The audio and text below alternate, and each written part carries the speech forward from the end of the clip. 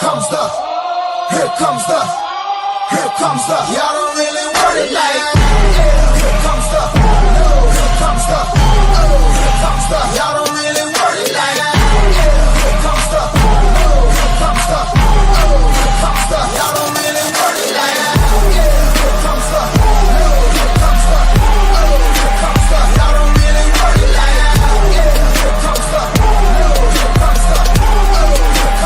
Y'all don't really want it like that. Here comes the, here comes the, here comes the. Y'all don't really want it like that.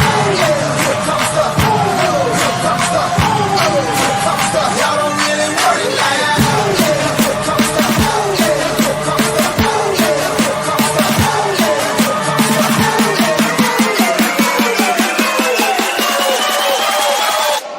here comes the. Y'all don't really want it like that. Here comes the, here comes the, here comes the. Here comes the.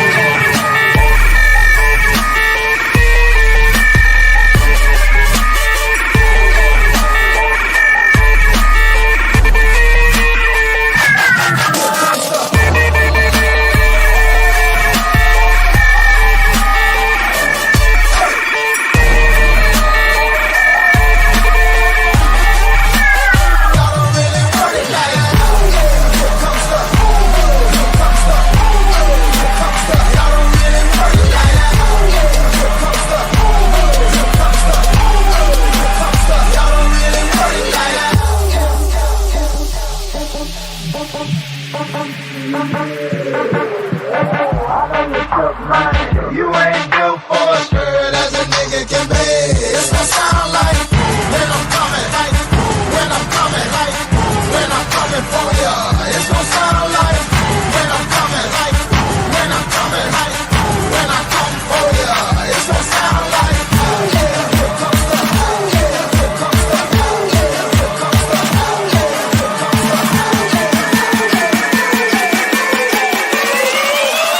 Y'all don't really want it like that.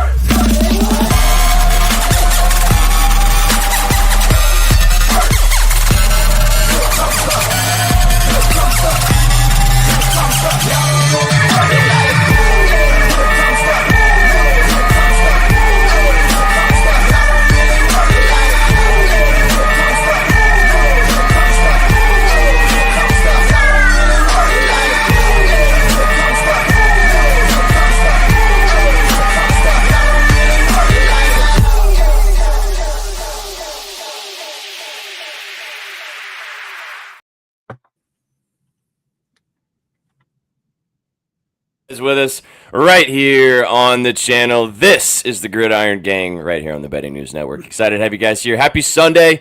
Happy last Sunday before Christmas. Excited to have all you guys with us for the holiday weekend.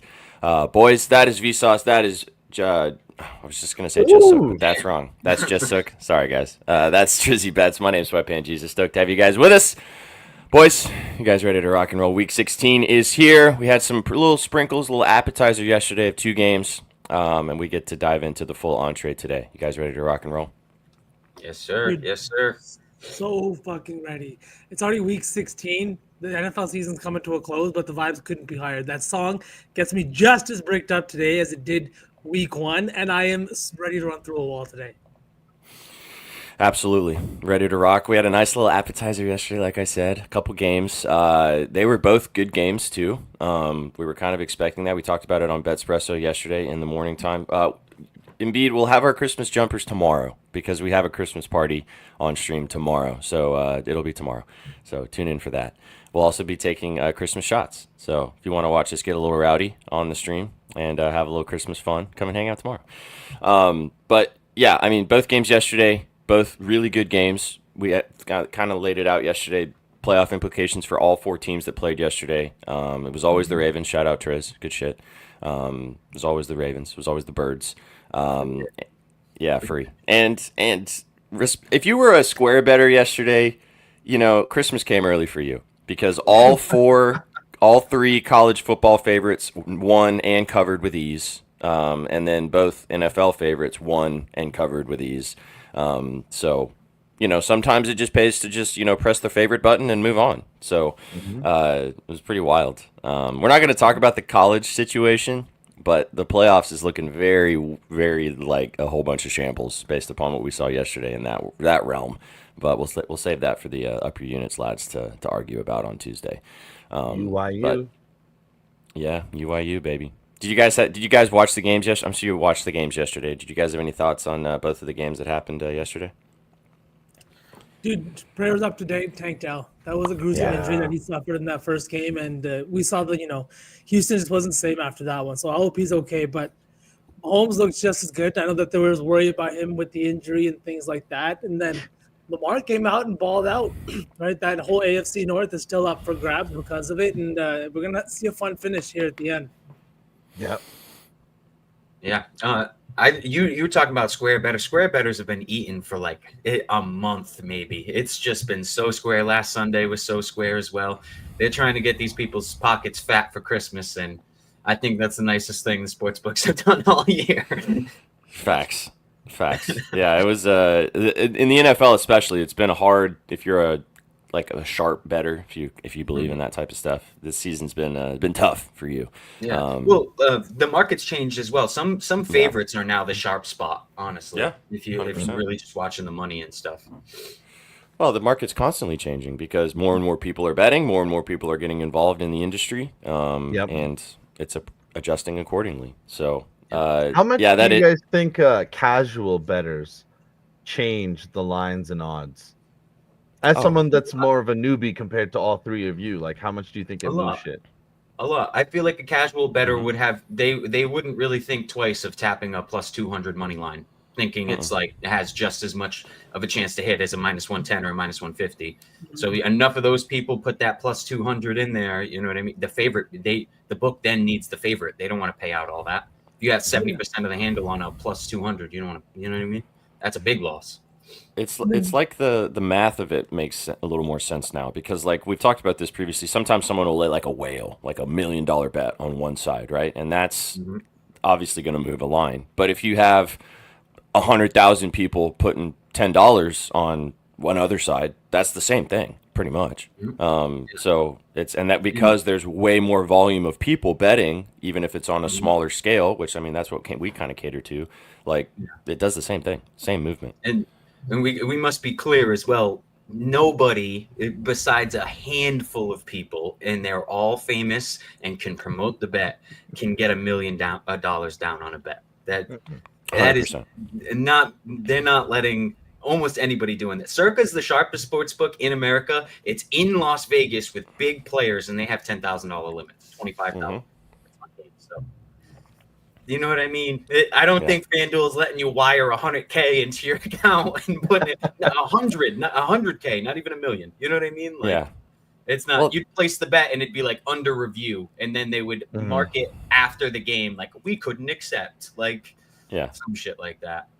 I mean, we know people whose accounts get messed with, so there's no way those wages are going through easily, if at all. Dude. A seven-figure bet. That, like SBJ was saying, that would substantially move the line. Yep. But it's the same again, and I think this is a good point. We've talked about this a lot, and this is going to continue to change with more and more people getting involved in betting. And 90% of the public, a lot of you guys out there listening to us right now, a lot of us aren't betting multi-figures on bets. Like, it's just about being smart with it. It's about setting your units accordingly. I mean, we all have some fun and lay some units down every once in a while. But for the most part, we're betting responsibly and betting even, sometimes $5 here, $10 there, $25 here, all that type of stuff. So that's the market is now appealing towards that audience because that's the grander audience. And that's what this is at the end of the day, is a marketing tool. And that is what the books are, they're adjusting as well to that because they're getting all these types of bets. That's why lottos are so popular. That's why, parlays are so popular, even though they're not profitable. They are what bring the coin in. So, no sports book wants a winning gambler. I promise. Oh, for sure. 100%. If they do, they're lying. But we want winning gamblers. That's why you guys are with us right now. Exactly. You guys came to the right spot. Like my dog Dan yesterday. Shout out Dan. Great name. Hell of a name on this guy. Yes. Easy. Sometimes it's just that easy, Dan. Appreciate you tuning in on YouTube. If you're watching us on YouTube, if you're watching us on Twitch, if you're watching us on Twitter, if you're watching us randomly somewhere else, don't know how, but if you're watching us anywhere, we appreciate you guys tuning in on this spectacular Sunday before Christmas. We will have our Christmas party tomorrow, like we said, on stream, so be sure to tune in for that later today. Crack your beverages on the 23rd and come and kick it with us. We're going to be doing a couple giveaways tomorrow. We're going to be celebrating the holidays, getting ready to rock and roll. Let's go, Gerald. Not the Nokia. Left that one at home today. That's unfortunate. The Motorola Razor?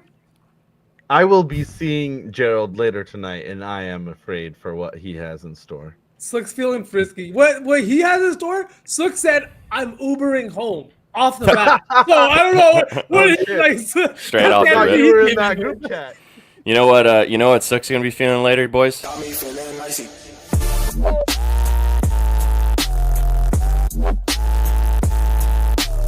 Got me feeling icy. That's what he's feeling right there.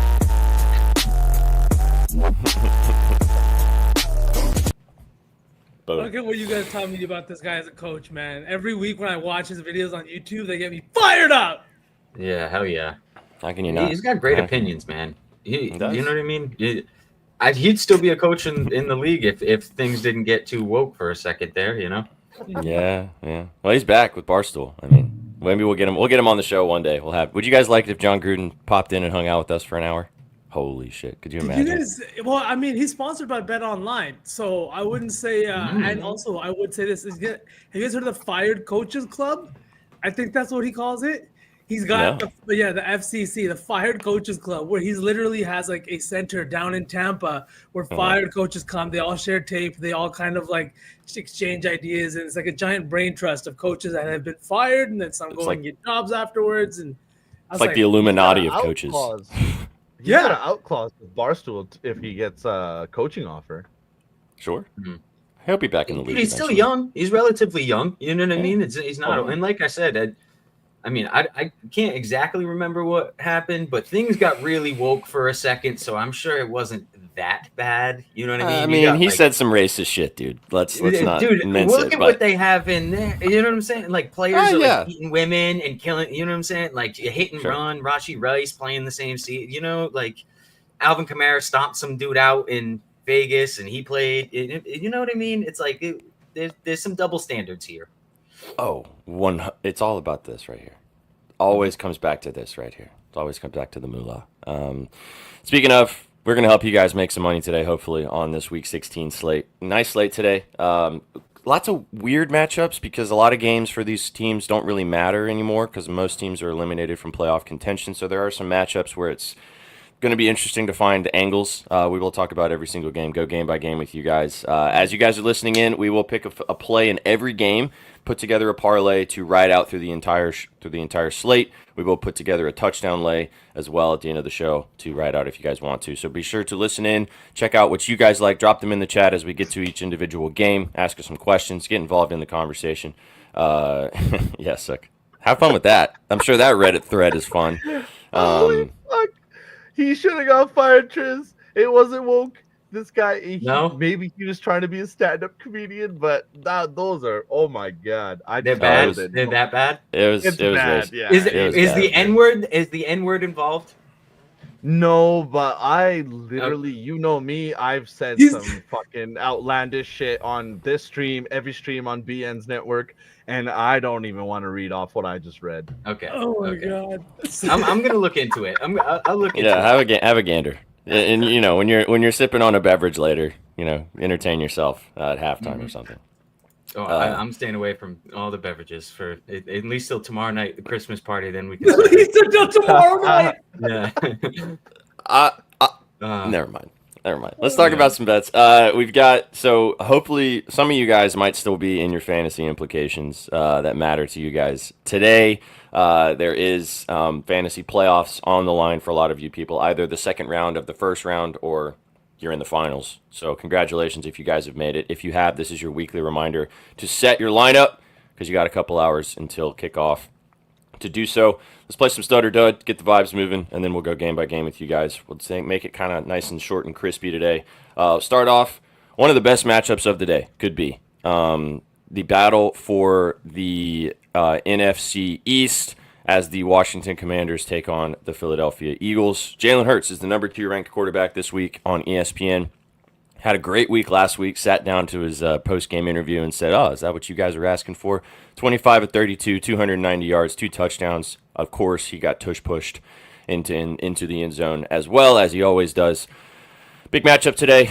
Chance for the Eagles to lock up the division or the Commanders to stay alive in the race for the division and also lock up their playoff positioning. What do you guys think? You guys think Hurts is going to be a stud today?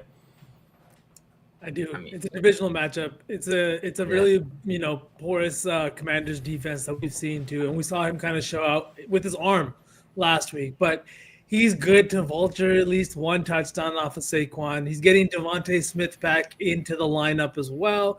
Just another weapon for him. And once they're within 2 yards, we know where the ball's going. So, you got to start this guy. And honestly, if you have this guy, it's probably a big reason you're still alive in your fantasy playoffs. Oh, yeah. This guy pushed fantasy teams into relevancy, I'm sure. He pushed Saquon out of an MVP. Yep.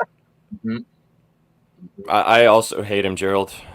He's apparently a super nice guy, and, he seems like a fun hang. But as a football player, I just can't stand him. So I think he's going to be good, like you guys mentioned. He's probably going to get in the end zone again, and he's probably worth starting if you have him at this point. But the Commanders are soft on the run, so he's I'm on the Commanders today, so I'm hoping he drops a fat dub, like a fat 0. Like that would be awesome. You know what I mean? A couple picks, couple fumbles would be great. I'm also I'm also playing Jaden Daniels as my starting quarterback in Dynasty. I was up against, it was him or Michael Penix, and I went with Daniels because I think he's going to have a big game today. I think it'll be a little bit of a slugfest. I don't think the stats will necessarily be there for Hurts. Yeah, I lean with you, Triz, but with what we've seen, he's going to, even if he has a bad day through the air, that one push touchdown will probably save his day. Yeah, he'll have like 10 points because of it. Two picks exactly. or whatever, still have 10. Hasn't Lattimore only played one game so far for the Commanders?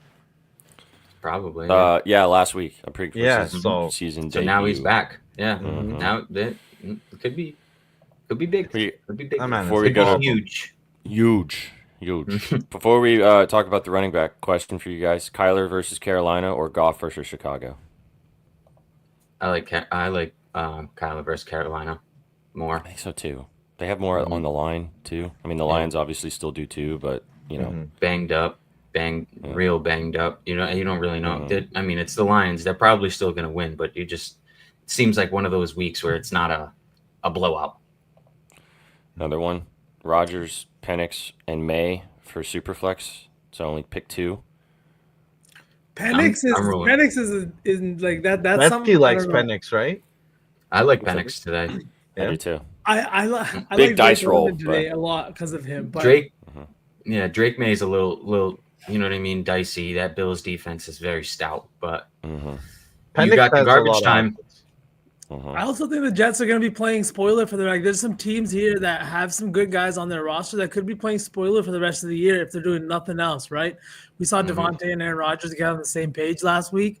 I don't see why we wouldn't see more of the same this week, but man, I have no idea. May's got a little bit of a tough matchup. The Bills defense has been really good on that side of the ball, and with Sean McDermott running the squad over there, I feel like New England might have the toughest matchup, especially if that game gets out of hand. You could just see him leave the game late in that one. Yeah. So maybe Penix and Rodgers?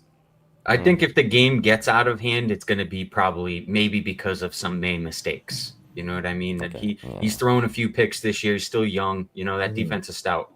And he's been running a lot too. He's not overly protective with the football. So a couple fumbles, this game gets real ugly real quick. I think we can agree that the Penix situation is one of those deals where it could be a huge boom or we don't know what it's going to look like. It's all just he looked good in college. He's coming into a good team with good weapons, and they need to win, which is terrifying because we don't know what this guy's going to do. So he could be great, could be really good.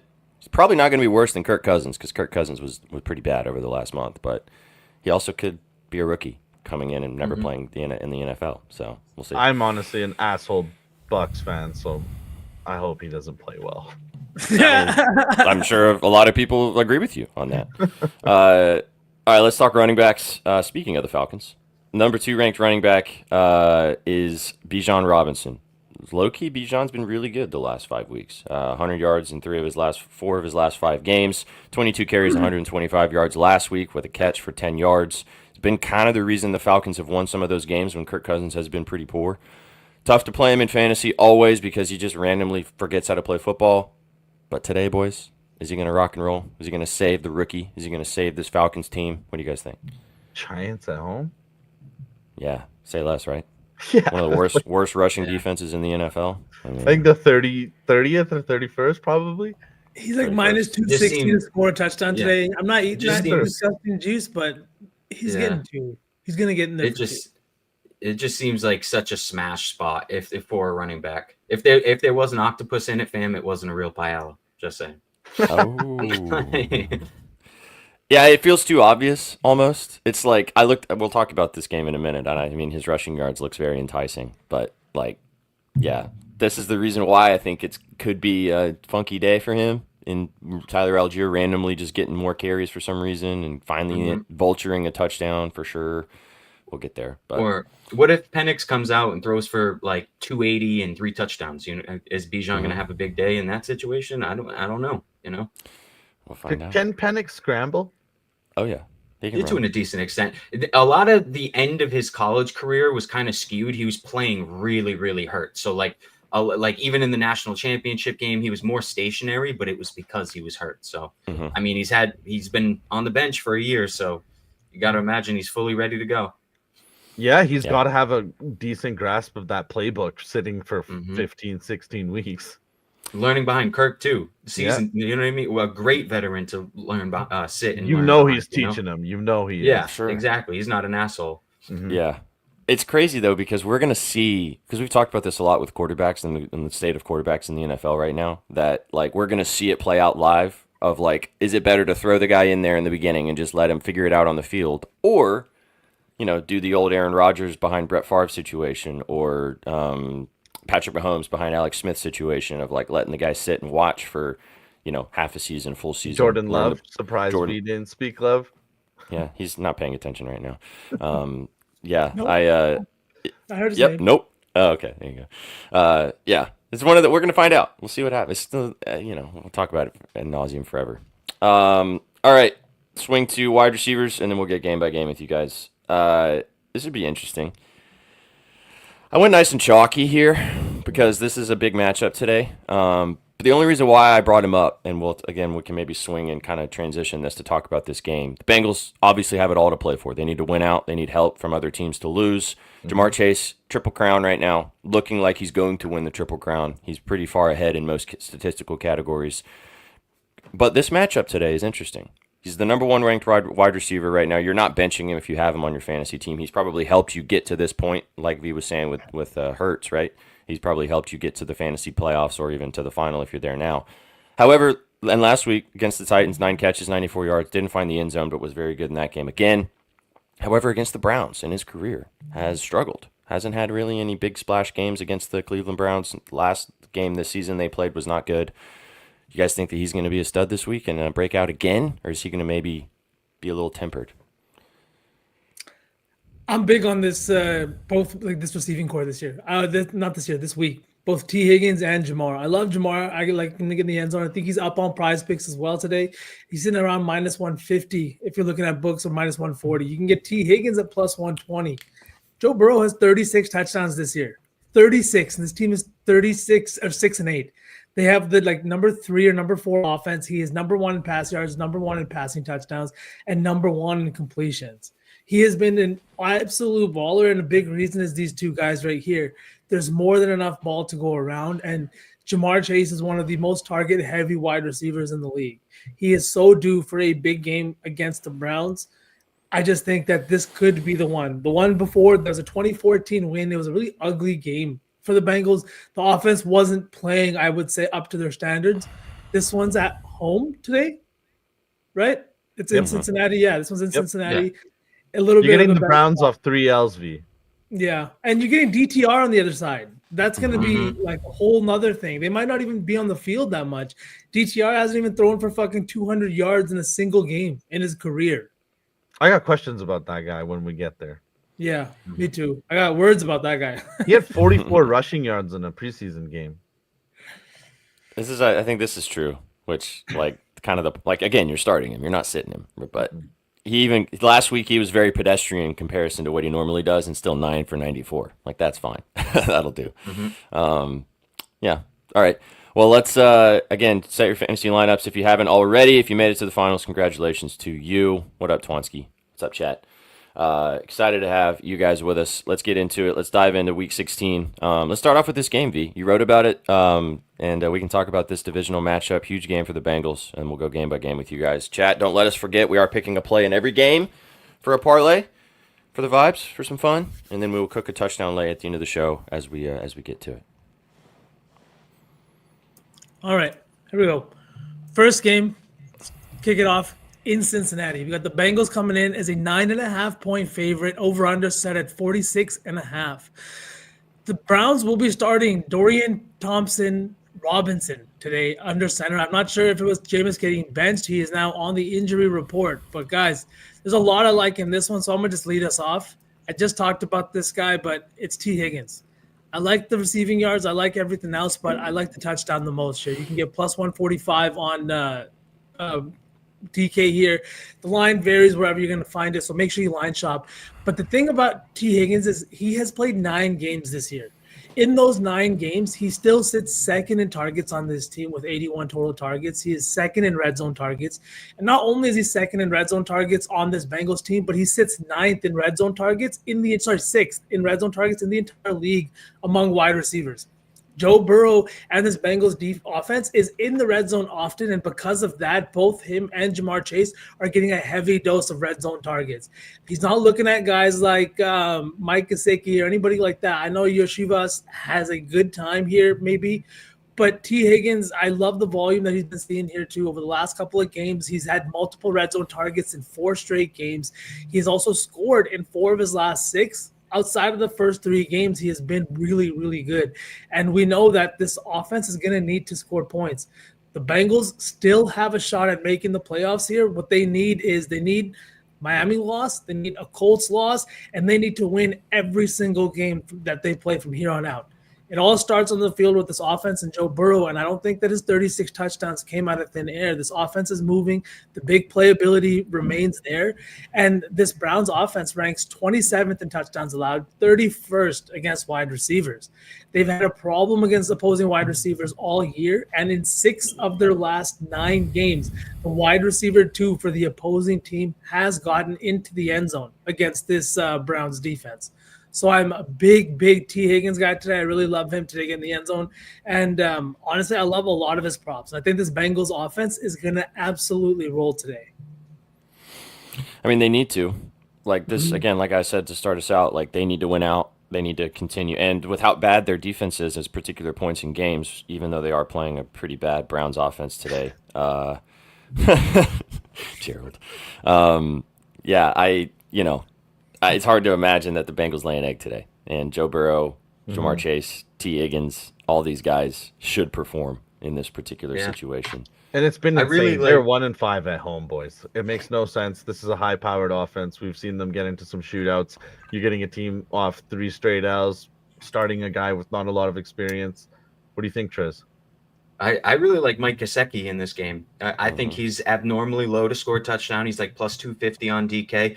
He gets the volume. He gets the targets every single game. It seems like Joe Burrow trusts him. Last week, he was a little banged up, and he still had a pretty good week. So I think with Jamar Chase being very, very juiced to score a touchdown, Chase Brown being up I think he's up for 2 touchdowns on Prize Picks. He's incredibly juiced. I think you might get one of those random touchdown scorers sprinkled in there, and I think Gesicki could be one of them. I just think I think it's a big tight end day through the NFL entirely.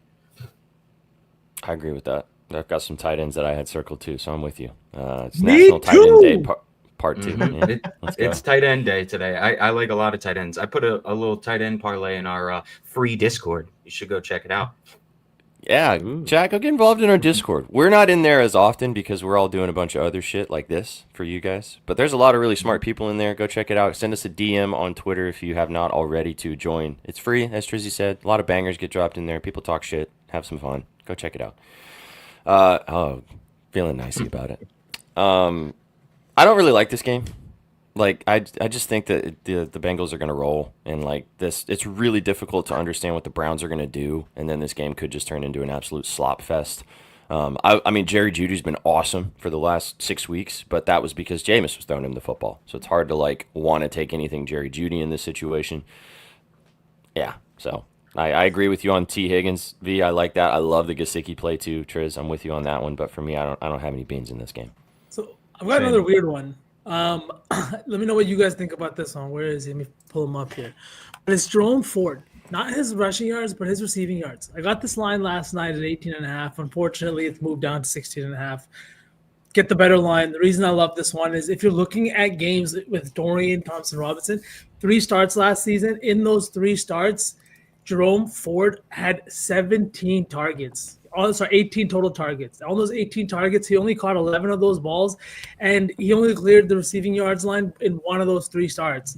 He has a hard time moving the ball downfield, and it is not by accident. It's because he's dog shit. Sorry to say. He's gonna need to rely on his checkdowns here in this spot. And as a 9.5-point dog, the Browns should be throwing it well into the 4th quarter. Jerome Ford is one of the team's only running backs left healthy. Look for them to kind of move him into space and try to get him. And this is another great spot against a really bad pass defense. They ranked 28th in receiving yards allowed, just 16th against running backs. But Ford has also cleared this line in 4 of his last 5 games against bottom 10 pass defenses. So I just think the line here, you can take it all the way to 20 plus. He's hit this line at 4 of his last 5 games, and he is a pass catching back. He hit something he's much improved this year. Last year, like I said, 18 targets in those games, 11 receptions.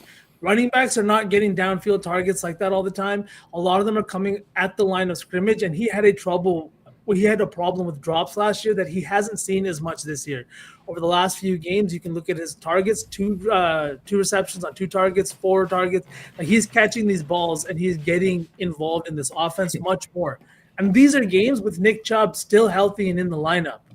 Give me Jerome Ford's 20-plus receiving yards. I really like this spot for him today, and I honestly could see the ladder up to 25, even 30 today with how I think DTR is going to play. Yeah, anytime a rookie or a guy who hasn't played a lot comes in, you always want to target the running backs and the tight ends or slot receivers, the guys who are going to get those 5-yard checkdowns out of the backfield. They're also going to want to get him those easy throws to give him the easy completions, start the game, make him feel good. And sometimes they don't have enough time to get to the progressions because they're not very good. So Tajay Spears had 6 receptions against this Browns defense last week. Yeah, and Tajay Spears is another good matchup in the Titans game against the Colts, which we'll get to in a minute. Sure. You also can't ladder his receiving yards anywhere, Sook, which is fucking bullshit. I love when the books gatekeep. That's when you know you're onto something. They're not even going to gate. They ain't going to gatekeep it, brother. There's going to be no gate. They're not going to have it, and he's going to have 50 fucking receiving yards, and no, you can't bet it anywhere. It's going to piss me off. But anything else you guys want to mention from this game? V wrote about it. He did talk about quite a few of the things he just wrote about in his article. You can go check it out at bettingnews.com if you want to get an even deeper analysis from Master Sauce. V, 10 seconds or less. Do you like the over in this game? Yes. Thank you. I almost played it as well, but I can't trust DTR, man. I could see fucking 44 to I could see 38-3. You know what I'm saying? Okay. I could see this just being a one-sided dicking, and I don't know if you can trust the Bengals to put up 47 points by themselves. Or at least 44. You know what I mean? I 100% agree with. And yeah, Roderick, our this is outlier.bet, which I'm trying to pull up our promo code for you. You can check it out and get it for 7 days for free. A lot of the stuff that we have at bettingnews.com is awesome, so you can check out our free site as well to look at all of these different things. But I'll drop the link. Go check out our we did a comprehensive breakdown of how we use it, how it works, and then you can check it out and get it for 7 days free to try it out over Christmas. Yeah. All right. Moving on. Let's go down to MetLife. We have the Los Angeles Rams coming into this one with the divisional lead in the NFC West. They come into this one as a 3-point favorite, over-under set at 46.5. The Jets sitting at 4-10, but they would love to play a spoiler this week. Stafford, Rodgers, lots and lots of history here with their time in the NFC North. What are we looking at in this one? And I feel like we're going to see a fun one between these like two not old but veteran gunslingers on both sides. Thank you, chat. All right, thanks, chat. Play from the last game. I like the forward play, brother, but as Trizzy said, this Browns offense might just be so bad today. I kind of want to take a Bengal. Gesicki. Why don't we take Gesicki? You know, or the or least Mike. bet player on the board. Like, What's his yards? oh, you could take the TD, yards, receptions. I think they're all pretty. He usually gets about 3 or 4 receptions a game. That's usually what he's averaging, and maybe 5-6 targets. So you can take the yards. His yards is usually sitting about 25, 24 and a half. I feel like we can take his yards. He Yeah, is kind for of sure. a sneaky. What's his yards at? Let me just see. God damn it. I have to guess it's probably going to be like 24 and a half. And if it's higher, that's when you know. Yeah. Why is everything loading so slowly for me right now? They don't want us to win, man. I know. It's so annoying, Trizzy, when they don't want us to win. They don't want to see us be great. But, chat, we're going to be great with you guys regardless. 29.5. 27.5 on Bovada. There you go. Yeah, actually 27.5 across most of the markets. I actually believe last week in his who did they play last week? I was on a -7. The Titans. Titans. Last week he was 20.5. Mm-hmm. Hey, hit that. Soared over. 37 last week. How does he do against the Browns? He had two yards. All right, so Gesicki, 27. You guys cool with 27.5 for Gesicki? Yeah. I'm with it. Mr. Mike? Mm-hmm. All right, let's take it. All right. Go ahead, Sauceman. All right. Moving on. Let's get out of Ohio, back to New York. Like I said, 2 veteran gunslingers, 2 offenses full of weapons. But as Ma says, it is freezing today at MetLife. Boys, are we buying into the weather or are we liking points in this one? Trizzy, why don't you start us off? I took points, man. I took points. I don't think the weather's going to matter too much, honestly. It's by the time they start going, it's really cold over here in Boston as well. It was like when I woke up this morning, it felt like 2 degrees. But those, with all the technology they have on the sidelines and shit now, man, like they're not going to be that cold. I think it's still going to produce points. The Falcons defense has been playing pretty good, but that Giants defense is fucking atrocious, man. I think Penix is going to sling his dick all over the yard, man. I really do. I think all the Falcons receivers have big days. I also think Drew Lock's not that bad on the other side. I think he's the most serviceable quarterback over there. They still have Malik Neighbors. And that Falcons secondary isn't the best. They've been playing pretty good, but they've been playing really shit. What? Rams, Jets. Wow. W analysis for the Giants game, but Rams Jets. Wow. I was just putting in my bet for that game. That's probably why. I mean, the other New York team, so you were in the right state, but I was listening and I was like, wait, what? Or is the over in the Giants that we're talking about? I thought that's why you were throwing it to me because I'm on the over in the Falcons game.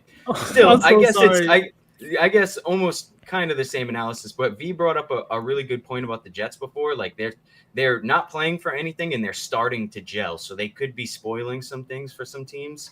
This might be one of those games. I don't really like points in this game. I like Garrett Wilson in this game. I think Garrett Wilson has a big day. I think he gets into the end zone. You on him last week and he scored. The entire Jets offense looked great. I was on him 2 weeks ago. He didn't score last week, I don't think. Did he? Wait, no. Yeah, he did. No, he did. He scored last week. Yeah. I mean, Devontae Adams went bananas. Wilson really went bananas. Did Wilson have the yards last week too? Uh-huh. So he had all 3 of his props last week. I think maybe the yards and the touchdown for sure. I don't know if he hit his or he didn't hit his yards. There you go. Hit the yards, yeah. There it is. Okay, yeah. It's a touchdown. Mm-hmm. Well, Devontae had Or like his receptions, right? 160 yards last week. Yeah. Yeah, he didn't hit his receptions or his yards last week. I think it's just a big Garrett Wilson day in general. Maybe Devontae is the one that vultures the touchdowns, but I think Wilson for 100+ on that Rams defense isn't bad. It's hard to not want to just take Devontae again, man. No, he's for been real, great really. the last 4 weeks. That This fourth Rams quarter was insane. Yeah, he's on my fantasy team too, and I'm in the quarterfinals right now, and I really need him to have a big day again, and I kind of think he does. I mean, he and Rodgers don't have anything to play for from a season perspective, but they're both auditioning to be either a part of this team next year or wherever they're going to play next year. So Devontae's definitely showing out. He's had, I think, 10 targets in 5 of his last 6 games, too. Rodgers is slinging it to him. Hard to not want to take it. This Rams secondary is not great. It's okay, but it's not great. And the Rams need to win. And I think the Jets, like you said, are going to come out and try to fuck around and find out, you know? So I'll be interested to see. I like Matthew Stafford a lot, and I think that regardless of the situation, he's going to come out and perform in these games. Like, you know, Nakua and Kupp have been great, but this Jets defense is still pretty good. So I think Devontae is definitely at play here. I like Kupp.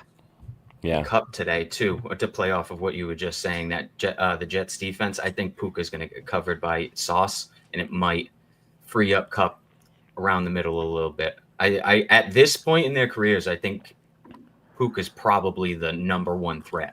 100%. You can see it in targets. You can see it in how often Matthew Stafford finds him open.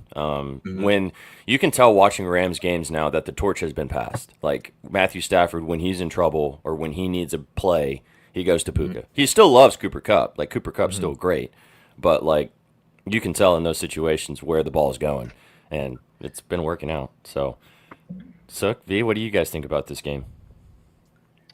I kind of like Kupp for the big guy. 58.5 seems kind of low for all the reasons Triz said. And low key, I think this could be a very good game for all of the reasons that SPJ listed. Like, even if the Rams do win, they're not locking up a playoff spot. They're still looking at the outside. They're still on the outside looking in, even with the dub. So I think this could be a fun one because everybody's a little desperate here. I don't think the weather's not going to matter too much. I don't think like the heaters on the sidelines and all the big ass jackets. They're only out there for what, 15 minutes at a time. You know what I mean? Like, I think weather only matters if it's like feet of snow or it's minus 20 degrees. So anything else? Cold. Yeah. What? Is it just cold or is there also snow? Yeah. It's just cold. Just cold. It's like, and it's by the time they play, it's probably going to feel like 20, 25 degrees. So, yeah. I mean, it'll be a little below freezing, but it's not like Wisconsin tundra cold, you know? Proper Page made the right point too. Or if it's the Dolphins. If it's the Dolphins, then yeah, if it's less than 40 degrees, you got to be worried. But otherwise, like, these are professional football players. They've all played in very different environments. Like, you know, yeah, they're going to be cold, but like they'll be fine. Yeah, I played lots of sports in 20-degree weather mods. It sucks, but these guys are getting paid millions of dollars. They'll be fine. Yeah. I don't think kicking. I mean, yeah, and personally in high school football, we didn't have any like football warmers, a ball boy, shit like that. I don't think the football is going to be too cold until maybe if they go on a long drive by the time they get to the red zone. But even then, they're swapping footballs out, bro. There's like 10 footballs being used for the game, and I'm sure all 10 are under a heater. So, yep.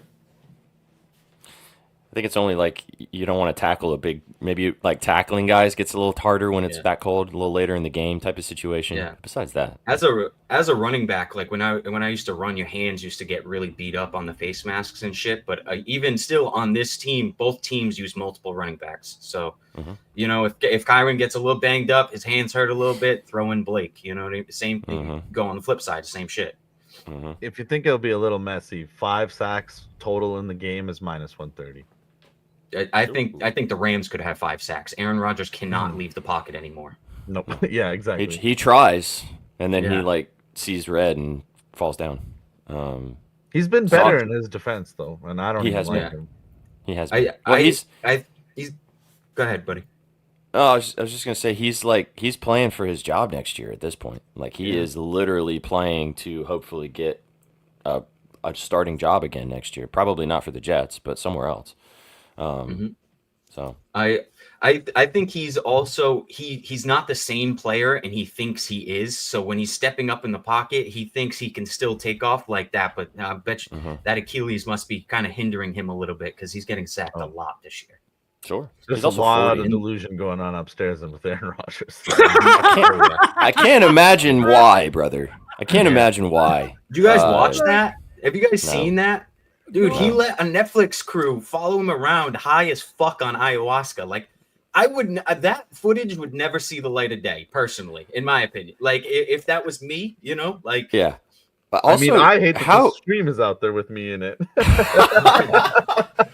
I mean, how, like, can you imagine the times that, like, no, I've never done ayahuasca, but I've done some other stuff, and, like, I don't even like talking to people, much less an entire crew of people filming you. Like, that would send my brain to a whole another level, man. Yeah, yes, sir. he's an interesting cat, but all I gotta say is thank you for the way that he helped out Jordan Love, because man, life's good Always as back practice right now. Always back to the Hey, Celtics. they and don't the play Packers. today. How do I you don't do think this, man? Hey man, whatever. All right, catch me All right, the what are time we- later, spewing my garbage. All right, what are we taking in this game? So talks about Baker and everybody loves it. I talk about Jordan Love and it's harassment. This is bullshit. I think cup yards or cup receptions would be a nice little play. Or Wilson too. I think we were all pretty much on agreement on Wilson. I like both. I was gonna say this about Cup that last week when he got held to just 3 receptions, or what was it, 0 receptions? 3 targets. He dropped a goose egg. Yeah.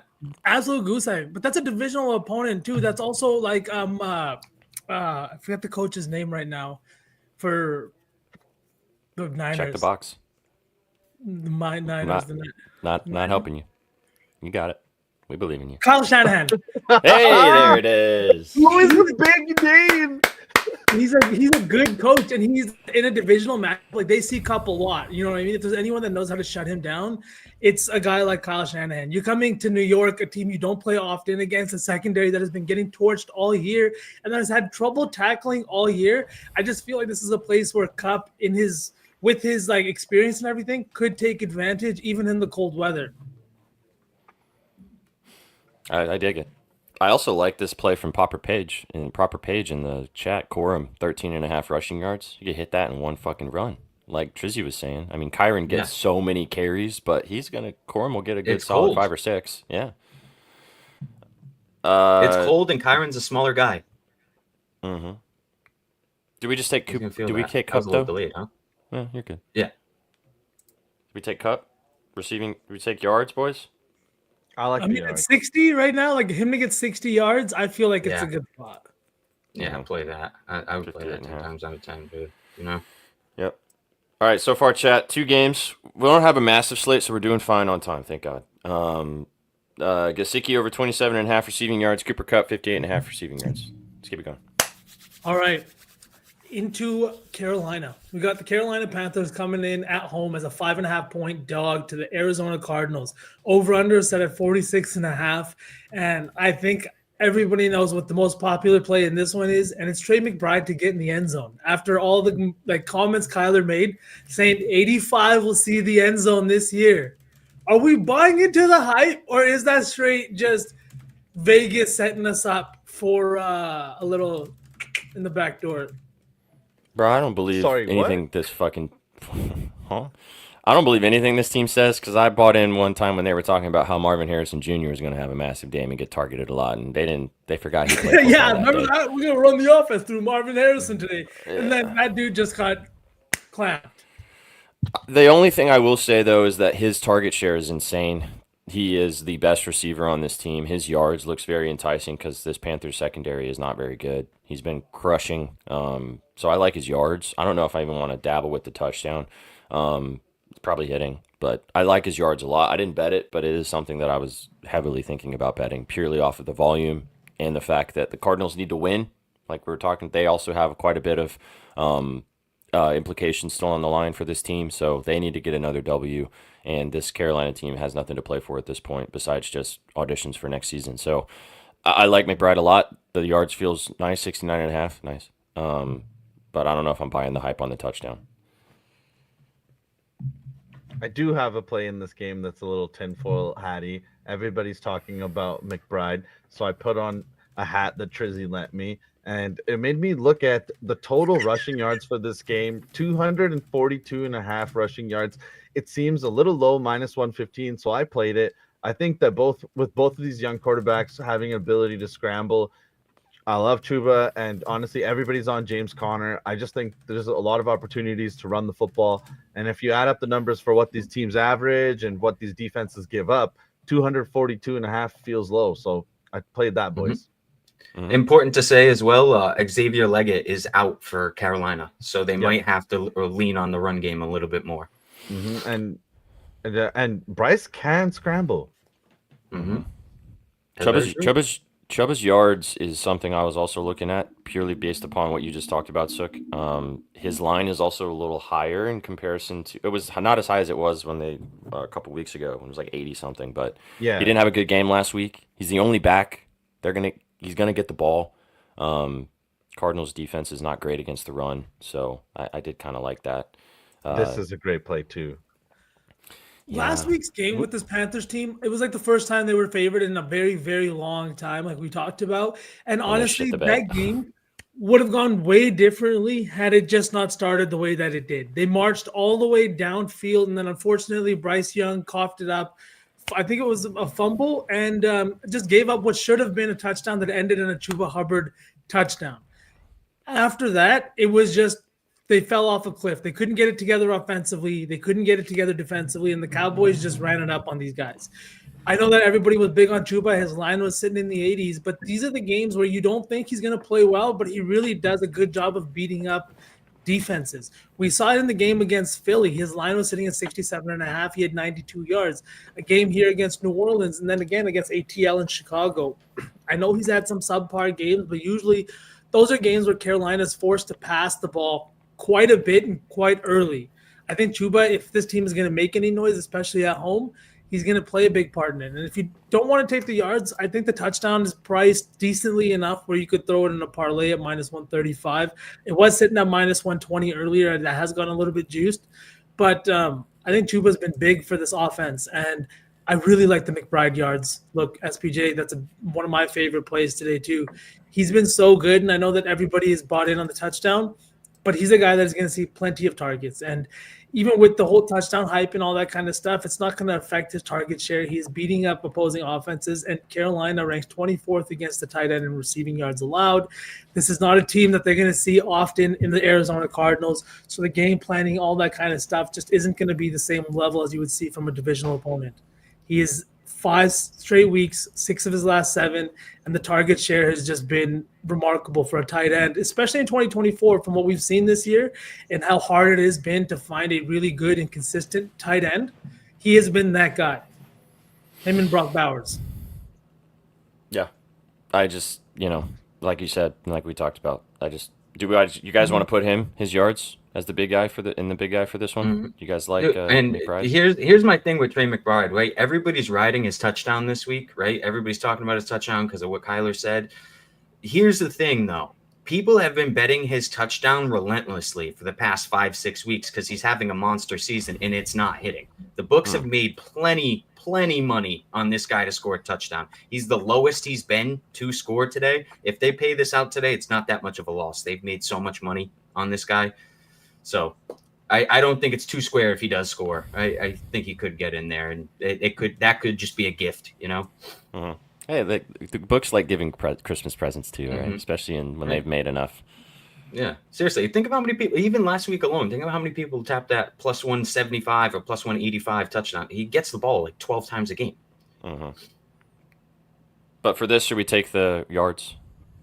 Yeah, I like that. Yeah, of course. Okay. All right. 69.5. Nice. We sure we don't want to put in the Panthers money line? Sure. Sure. Can we just say I do that? think this is Oh, so go ahead. I do think this is a good play. Sorry, I was just gonna say that the team does really like this kid. He's made a few big plays in the season, and honestly, it's a good sneaky little play. I think his yards is only 41.5. He was questionable with the quadriceps, but Synergy is saying that he is fully active, so I think he's good. I do like this kid. This is And you actually guys really know me, dope. I'm a sick fuck. I watch a lot of Panthers. Oh, At that's 24 and a why. half, too, young guy, he's also playing with a young quarterback. When you kind of develop that connection with somebody, sometimes it just bleeds into multiple games, especially with no Xavier Leggett today either. He's going to need somebody in that wide receiving room. It's also, this is a agree. good ladder spot. Like, if you take it, you might as well just take it up to 40 or 50. You're probably going to get sick odds. And as you can see on the graph you just looked at, he's cooking. I like Great that a call, lot. Synergy. All right. Should we keep rolling? Let's keep it rolling. On to the AFC South. Yeah, the AFC South. We got the Tennessee Titans rolling in Indianapolis. The Titans coming to this one as a 4-point dog, over under set at 42.5. SPJ, kick it off. Tell us why Tajai Spears, you said, has a great Tajay. matchup. Tajay. Tajay. Yep. Yeah, so the Colts still have a lot to play for. Obviously, they're very much so in the thick of the wild card hunt. The Texans are pretty much going to win the AFC South at this point, but the Colts still have a lot to play for as they can somehow find their way into the playoffs if some other AFC teams kind of fumble the bag. So there's a lot on the line today for the Colts at home against the Titans. Titans starting Mason Rudolph. The Will Levis experiment, I think, is completely finished now.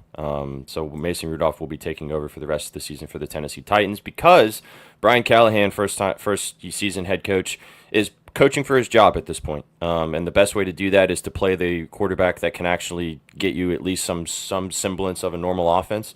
That's why I think the line is 3.5, which I think is a little short in this situation. I think the Colts. If you guys looked at the Colts, you guys know the Titans. We've talked about them a lot this season. They suck, but you guys think the Colts should be 3.5 point favorites in this game? I think they should be more like 4.5, 5 in this situation. Yep. Feels a little short to me. I think the Titans might do some funky shit today with Mason Rudolph. Maybe even win this game outright for no reason, purely off the fact that they have a situation where they are fighting for their head coach to keep his job. And Mason Rudolph, I think, will run the offense a little bit more efficiently than what we've seen from Will Levis up to this point. You're not going to see maybe the big splash plays that we had with Levis, but I think that the offense will be a lot more consistent. Anthony Richardson is a great scrambler, but he has a 50% completion percentage as an NFL quarterback, which not good. So I think there's going to be a lot of opportunities for the Titans defense to take advantage of this very stagnant Colts offense. And if Mason Rudolph can move the football with Tony Pollard and Calvin Ridley, I love Chigakonkwo in this game. That's my favorite play in this game. Chigakonkwo is the tight end for the Titans. Over 27.5 is his receiving yards line. I do have a full unit on that play. He has been one of the best yak tight ends in the NFL. He's had a couple good games back-to-back. Mason Rudolph threw him the ball a lot last week when he took over for Will Levis. He was our most targeted receiver last week, which is always good. But I think it's a low line for 27.5. He has the Colts are bottom 5 in the NFL defending the pass and bottom 5 or bottom 6 defending the tight end position. So I think Chig has an opportunity to have a good game. He's going to be an easy target for Mason Rudolph. And I think Tony Pollard can also have a good game as well. And I know you guys are probably going to laugh at me, but I lean Titans 3.5. This line feels short. It's a divisional matchup. So no pressure on this team to do anything. Colts have all the pressure. I feel like that the Titans could come in and steal one here. Yeah, SPJ, I agree. The spread feels short to me too, especially with a Colts team that has a postseason hope alive. They need a win today, and you're looking at a 3.5 point spread against a team that is now switching QBs that has not been good all season. And I like Pollard. We talk about him, I feel like, all the time on this show, and he's been really, really good this year in his first year with the Titans. Last week, not a great game against Cincinnati, but like we said, it wasn't a great game for the for the Titans at all. I think this is a much better spot for him against a divisional opponent, and this is a team he had 93 yards against earlier this season. I don't see why he can't do that again today in what should be in a dome game in good weather against behind a decent offensive line. Yeah. I can't argue with you taking Pollard. He's a little banged up, which is why he missed a couple snaps last week. Why Tajay Spears had a good game too, from the receiving department. And again, I'll say it, I'm so pissed off that there is not a single book that I can find out there where I can play Tajay Spears receiving yards and ladder it. You can play it straight. It's like 21.5, 22.5, which I like. But the guy he's going to catch dump offs from Mason Rudolph. And I do think there's going to be a little bit more of a split backfield today just because of Pollard's hindrance a little bit. I like the yards. It's a great play.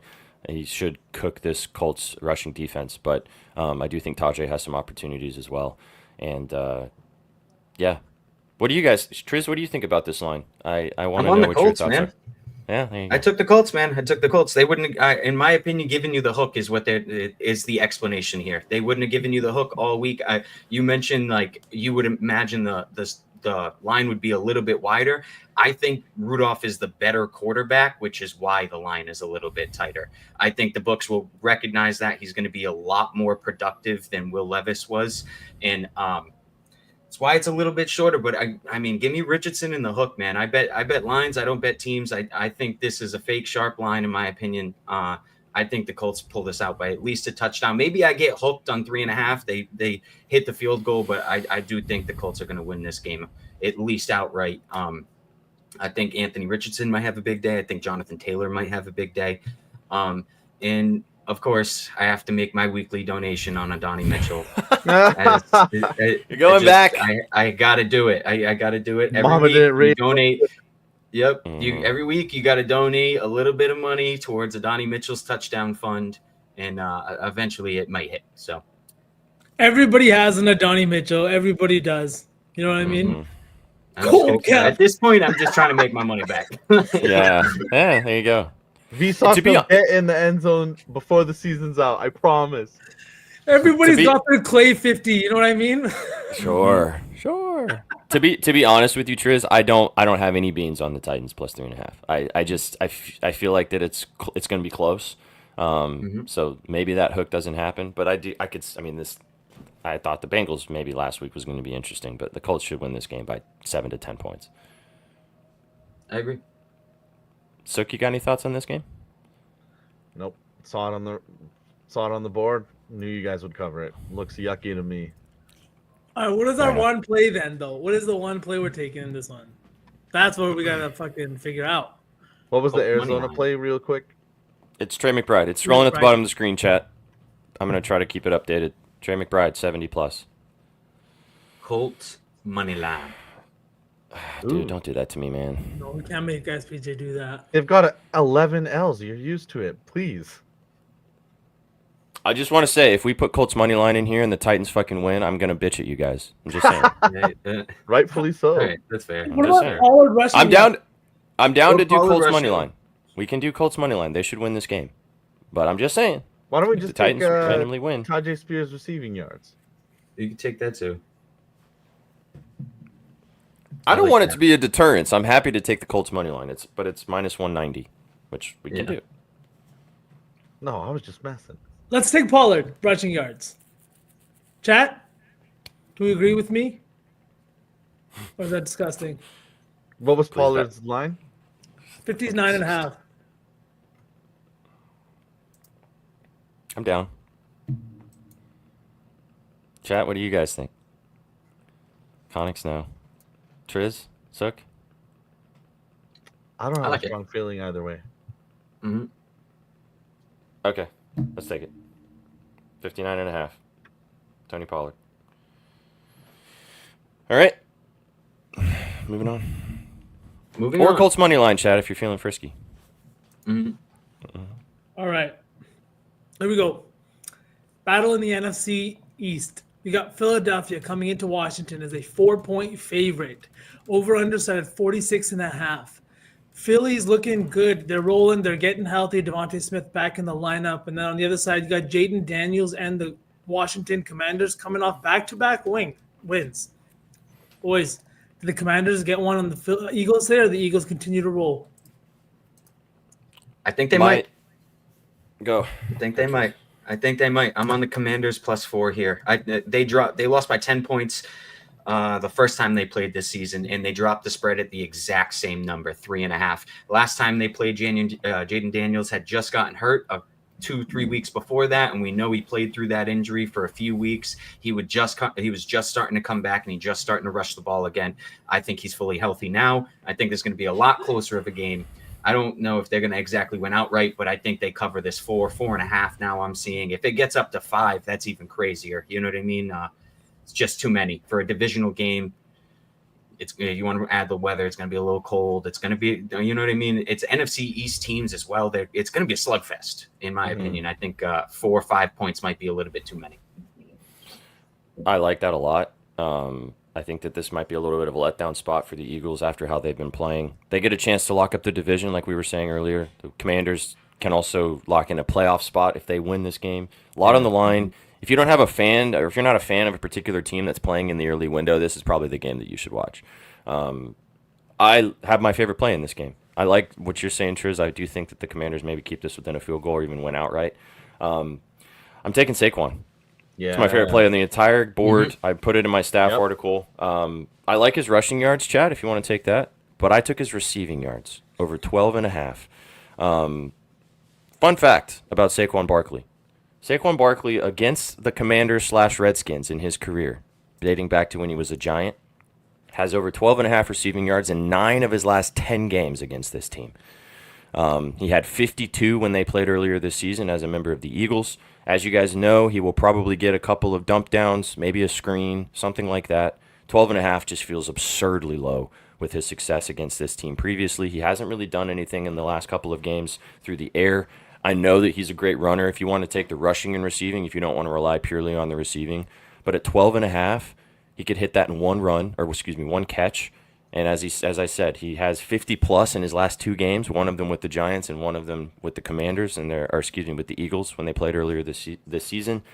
I love this play. I laddered it to 50. 50+ is plus 1,100 if you're feeling frisky. So I like Saquon a lot in this game, his rushing and receiving, but I went the receiving as my favorite bet in this one. SPJ, do you think it's just that low because of him chasing the record? No, I just think it's low because of how they use him in the offense and what he's done previously in the last couple of weeks. Because they have to set the lines based on averages. So his average is pretty low, but if you look at the matchup with what he's done against this team, for some reason, historically and this season, he has cooked them through the air. So I don't know why it's so low. Because of the average, like I mentioned, but I think that this is going to be an opportunity where they might be down, like Triz was talking about. They might be losing, so they can't maybe just hand him the ball every time. They're going to have to get him open in other ways, and I think that this is an opportunity to do that. So, again, it's Saquon. Take his rushing and receiving if you don't want to just rely on the 12.5, because he's probably going to gash them on the ground. He has done that too. I have the rushing 97.5. Yeah, that's a nice play too. He should. I mean, this is a game where it should be competitive, and this Commanders defense struggles stopping the run. So it does make sense. And he needs 139 a game to break the record. Mm-hmm. Which I think that they are going to actively try to do as long as it fits the game script. Suk, what did you get Barkley's rushing receiving at? No, just his rushing 97.5. I was gonna say his rushing receiving is fucking like 116.5. Yeah, no, just the rushing. That's why I was asking about SPJ's play on the receiving. Which the rushing and receiving is nice too, Triz. I mean, I know it's high, but he's crushed it against this team in his career. So he should be in store for another big one today. Okay, like that. There's a bunch of names on this side. I want to ask you guys about this one. This is, again, pure narrative, but that's what we do here at Betting News, right? Zach Ertz against his former team. He's got 4 touchdowns this year. One of those games, or 2 of those touchdowns came against divisional opponents. Both opponents, one he played on and one he played a shit ton in Dallas. It's at home today, so it won't be in Philly, but what are we looking at in this? Like, does that seem way too chalky? Are not enough people talking about it? I like it. I hadn't even thought about it. He didn't score when they played last? He did score when they played. Yeah. Yeah. He didn't score last week. What's his yards? 30.5. 30.5. Sheesh. His target share is what is like sus. So last week he had just 2 targets, but the weeks before that, 6, 8, 7, 8. He is a guy that, Jaden Daniels does target early and often. Last week, their offense was pretty fucking stagnant from what I could gather too, against that Saints team, squeaking out a win by 1 point at the end there, just because the Saints didn't convert on the 2-point conversion, right? I'm pretty sure that's how they got that win. He got concussed. Are you worried about that Eagles defense, V? Like, it's sometimes we're always like, oh, this guy's gonna get revenge, but is it a situation where like the other team is gonna know how he plays and their defense is very good? What do you think? Man, my thing with the Eagles here is like I do think that their defense is good, but I do think that they have had a good share of like really good matchups. They played the Rams when Cup and Puka were still out of the lineup. They played the Carolina Panthers. You know, they've had 2 games against Dallas, or 1 game against Dallas, Jacksonville, just against like some really bad offenses. But sometimes you got to do your job, and you got to do your job against the bad teams too, and they've done that. So I just think that this is a spot where you got Terry McLaurin to worry about. You got Brian Robinson out of the backfield. You've got like a good wide receiving core, and you need to have someone constantly on Jaden Daniels to keep him in the pocket. This could be a place where Zach Ertz maybe leaks out and be closer to the red zone if you wanted to dabble on the touchdown at plus 370. But that might be like, wishful thinking that he gets into the end zone again. Dope.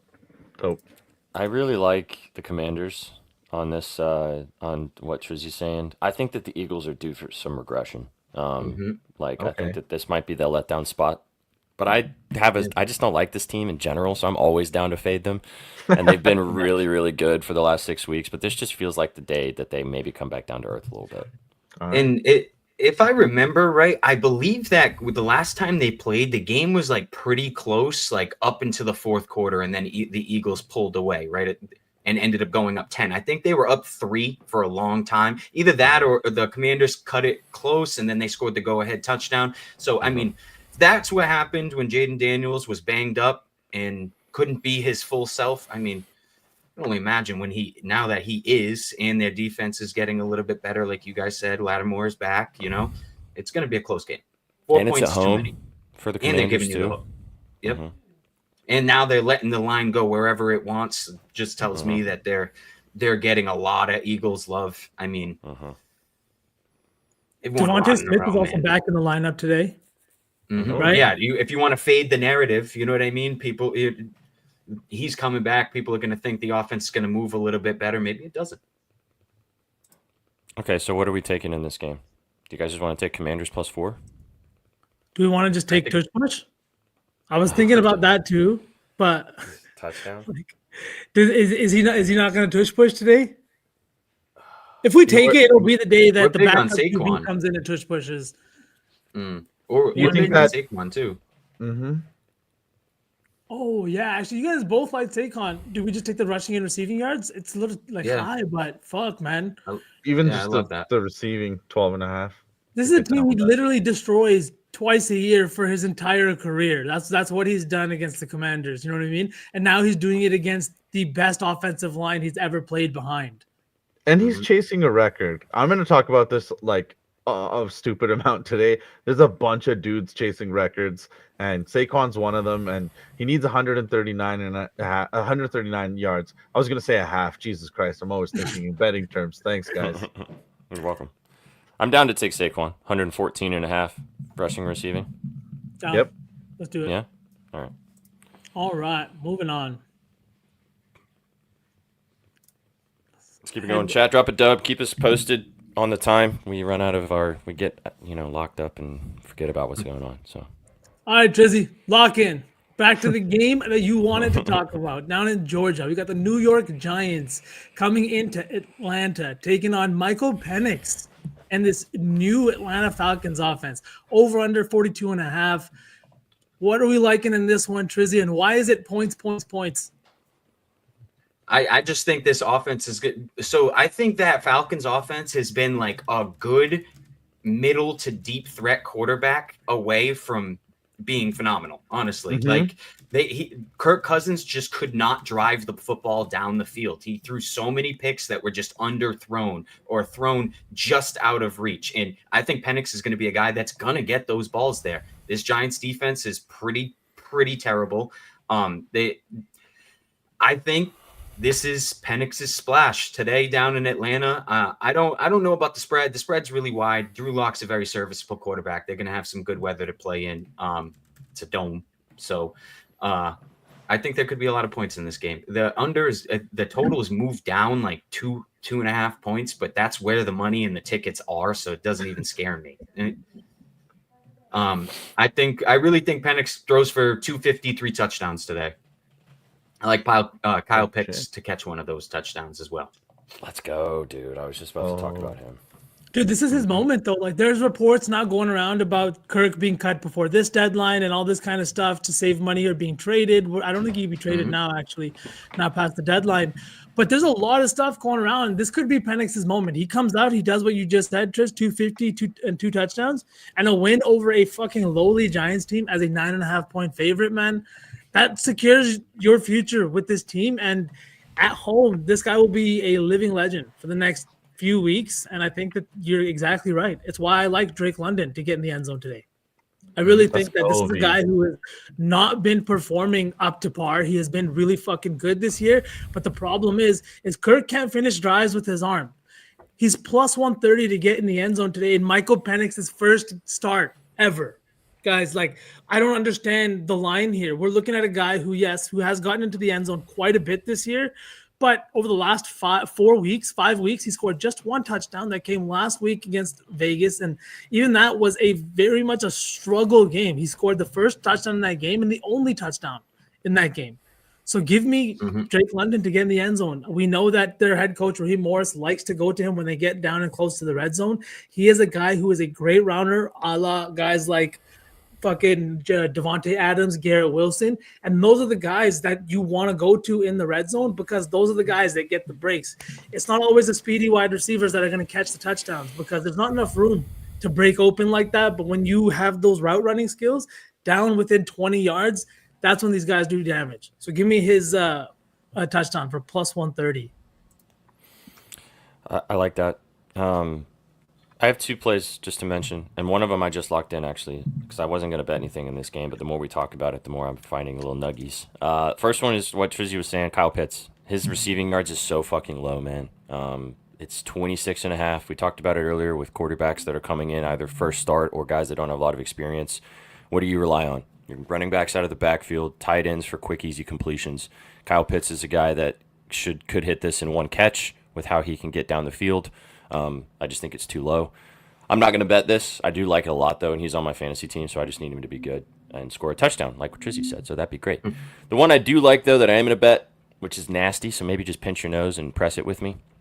We talked about it a couple weeks ago, and it smacked with ease. It smacked both times that Drew Lock has started for the Giants. 17.5 rushing yards for Drew Lock. He has 50-plus rushing yards in his 2 starts. For this team, there's going to be multiple opportunities for him to scramble, get out of the pocket with this very suspect offense for the Giants. It's so low, and I think that it could absolutely cruise. 2 carries, 1 carry even, a little 20-yard scramble. I like this a lot. So 17.5 is the rushing yards for Drew Lock. Give me that. I'll probably ladder this to 50 just for the vibes. Ooh, I forgot to talk about this. I like Wan'Dale Robinson, too. He's like... all of his props today, like, oddly sketchy. His receiving yards are a little high. His receptions are a little high. His touchdowns really low. He's up on Prize Picks for the second time all season to score a touchdown. It's just a little sus today. I think Wan'Dale might get in. It's like plus 375, plus 425 or something like that. I like that. I like points in general in the game. So couple touchdown scores in this game might not be a bad look. I was actually looking at this one too. I know it's not exactly for points. I might be, but Drew Lock to throw an interception. This guy is hilarious. I saw somebody, I can't remember who it was. He was on like TikTok or something like that. It was like Tommy DeVito doesn't turn over the ball because he's too afraid to throw the ball. It's the opposite with Drew Lock. He's way too confident in his ability to throw the ball. That's why he continuously turns it over. Now he's coming in against a team like ATL who hasn't, not had the best year off and on, but last week held the opposition to 6 points.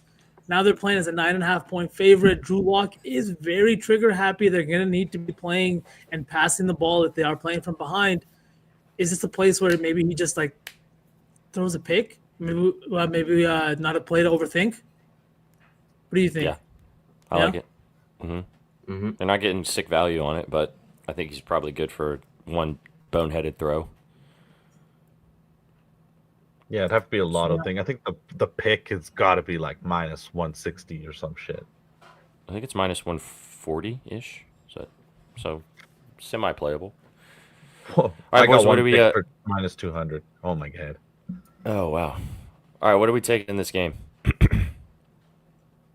Honestly, I really like the Wandale look and the Pitts look. Both lines are like low, but we're to the point where they can hit at any point in the game, right? Mhm. And like two offenses that we really don't know what's going to happen. We got two athletic guys that are good too. Like Pitts hasn't seen the target share maybe we'd like to expect, but even Wandale, they're going to be playing from behind. Who do we think wins? Falcons, right? Falcons. Yeah, Falcons. Mm-hmm. How do we think that happens? What do you mean? If for the Falcons to win, spread how are they? No, I'm saying for the Falcons to win, how are they going to win? Like, what is going to be their path to victory? Penix playing well, him spreading the ball around, looking for his guys and getting guys involved. Yeah. Right? Just capitalizing on the red zone appearances. That's really what it is. Instead of kicking 5 field goals like they did last week, how about 5 touchdowns? I think that'll get them really somewhere. I think Penix is serviceable enough to actually get them there. I mean, also, we didn't really talk about this. We talked about it at the beginning, but Bijan Robinson is in a great matchup, too. His rushing and receiving yards line looks very tasty. This Giants defense sucks against the run. Mm-hmm. Helping a rookie quarterback, the best way to do that, hand it off to your bell cow running back. I could see him having another big day, too. So, I don't know. I like the Pitts look, too, V, like you mentioned. We can either take the yards, we could take the touchdown, or we could take something with Bijan and just not overthink it.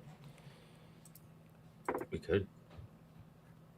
We could just do we do Bijan in the end zone? Is that too chalk?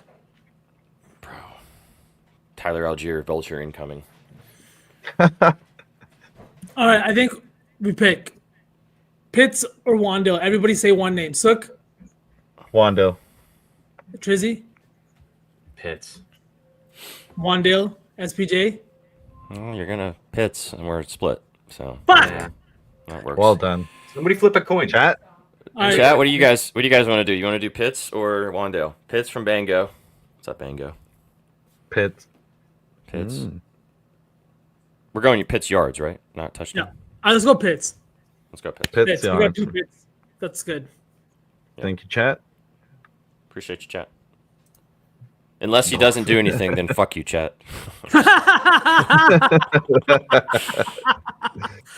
All right. Yeah, Pitts is always a little smelly. Always. That guy just doesn't shower. All right. But real quick from chat, I do think that's a really good play from Salva, 28.5 passing attempts for Penix. Why are you playing this guy? You want to see what he does. You're playing Giants team at home. Sling the ball. See what he's got. Facts. All right, boys. Elsewhere in the NFC North, we got the Detroit Lions and the Chicago Bears. Last game of the noon slate for us to go through. Lions coming in as a 6.5-point favorite, over under 47.5. The Lions are beat up. Chicago's beat up both mentally and in terms of personnel. What are we looking at in this one? Because the Lions are still playing for a lot. That top seed in the NFC and top seed in the NFC North is still up for grabs with the way the Vikings have been playing. Both teams close the season out against each other. So what are we looking at in this one? It's cold in Chicago today. Could be some fun. This game, man. This line stinks. This game is weird. I don't know. I don't did know. play Jamison Williams, 47.5. I think let me really quick look. 45.5 I got it for, minus 110. I just think everybody's going to be on Gibbs, and I think this kid is going to have a good game. It's just from the Plums play. I like Caleb Williams' passing yards. He cooked the Lions on Thanksgiving, and he has this Lions secondary is banged up. Not really good in my opinion. They've just been helped a lot by their situations in the games they find themselves in. And Williams has been a couple bad games in a row, but I think he has some good success against this Lions team today. So I like this game. Go ahead, Tristan. Go ahead.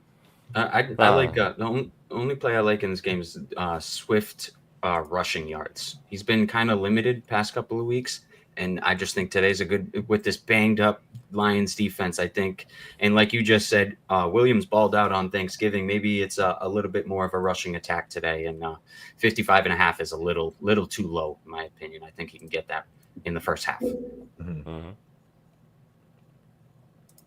I like that. I like this DJ look as well. SPJ, just this Caleb look you were just talking about. He's been really, really good over the last few weeks. You can see he's been really good against the division as well this year in terms of passing yards. He hit this line against Green Bay, against Minnesota, and against the Lions previously this year. He's got 2 divisional games still left, and I do think that he's a guy that plays much better at home. I was just trying to pull that up. He's hit this line in 4 of his last 5 games, and again, last week wasn't a really good game for this Bears team. I know I was a big believer in them covering, but a lot of mental mistakes, a lot of things that I feel like could be fixed. But now playing at home, few games left in the season, with how good Caleb's been, I like this passing yards a lot. I think that DJ could get into the end zone this week too. And Keenan Allen played a huge part last week in what they were doing, and I think that he could again this week. Did anybody want to talk more about Gibbs, Sook? It's chalky. It's right? super Yeah, tough. he's plastered everywhere, man. He's like changing his profile picture and stuff. I man. feel like I don't. so talked about that we could just like skip over it. Like everybody's Yeah. heard.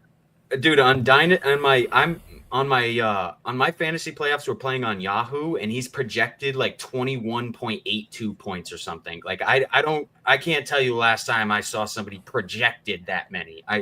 He should roll just like everybody else thinks. They feed their running backs, but for some reason, man, I don't know. That's a little too square for me. The Bears also have a pretty good rushing defense. They do stop the run. That's one of the only things they do pretty well overall. So, That's why I like and this Williams. yeah, for sure. Maybe you gotta- receiving, you gotta- Jahmyr Gibbs receiving might be a good look. Uh-huh. Ooh, that is good, Triz. Because he can catch a short little pass and then fucking run it for 30. Take Mhm. it out. His They reception suck line out is his running. 3.5.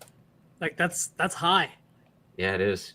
They suck out all the rushing yards props, pay out the receiving yards props. Uh-huh. Could see that. I'm totally down to just take Caleb. You boys know I love the Lions. They saw 4 or 5 guys go out in the last few weeks, key players to their game plan. I like Caleb as well. So, Passing yards? yeah. Well, if the trends continue, the Bears are going to be losing at some point during this game, or most of this game, and he's going to have to chuck the ball. He's going to continue to do so. He's done it all season. He had like 40 passing yards going into halftime against the Lions on Thanksgiving and still got over his line in the second half.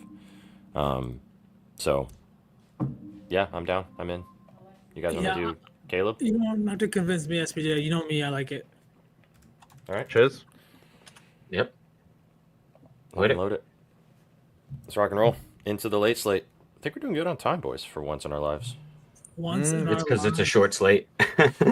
Yeah, I know. We didn't have as many games to go through. Yeah.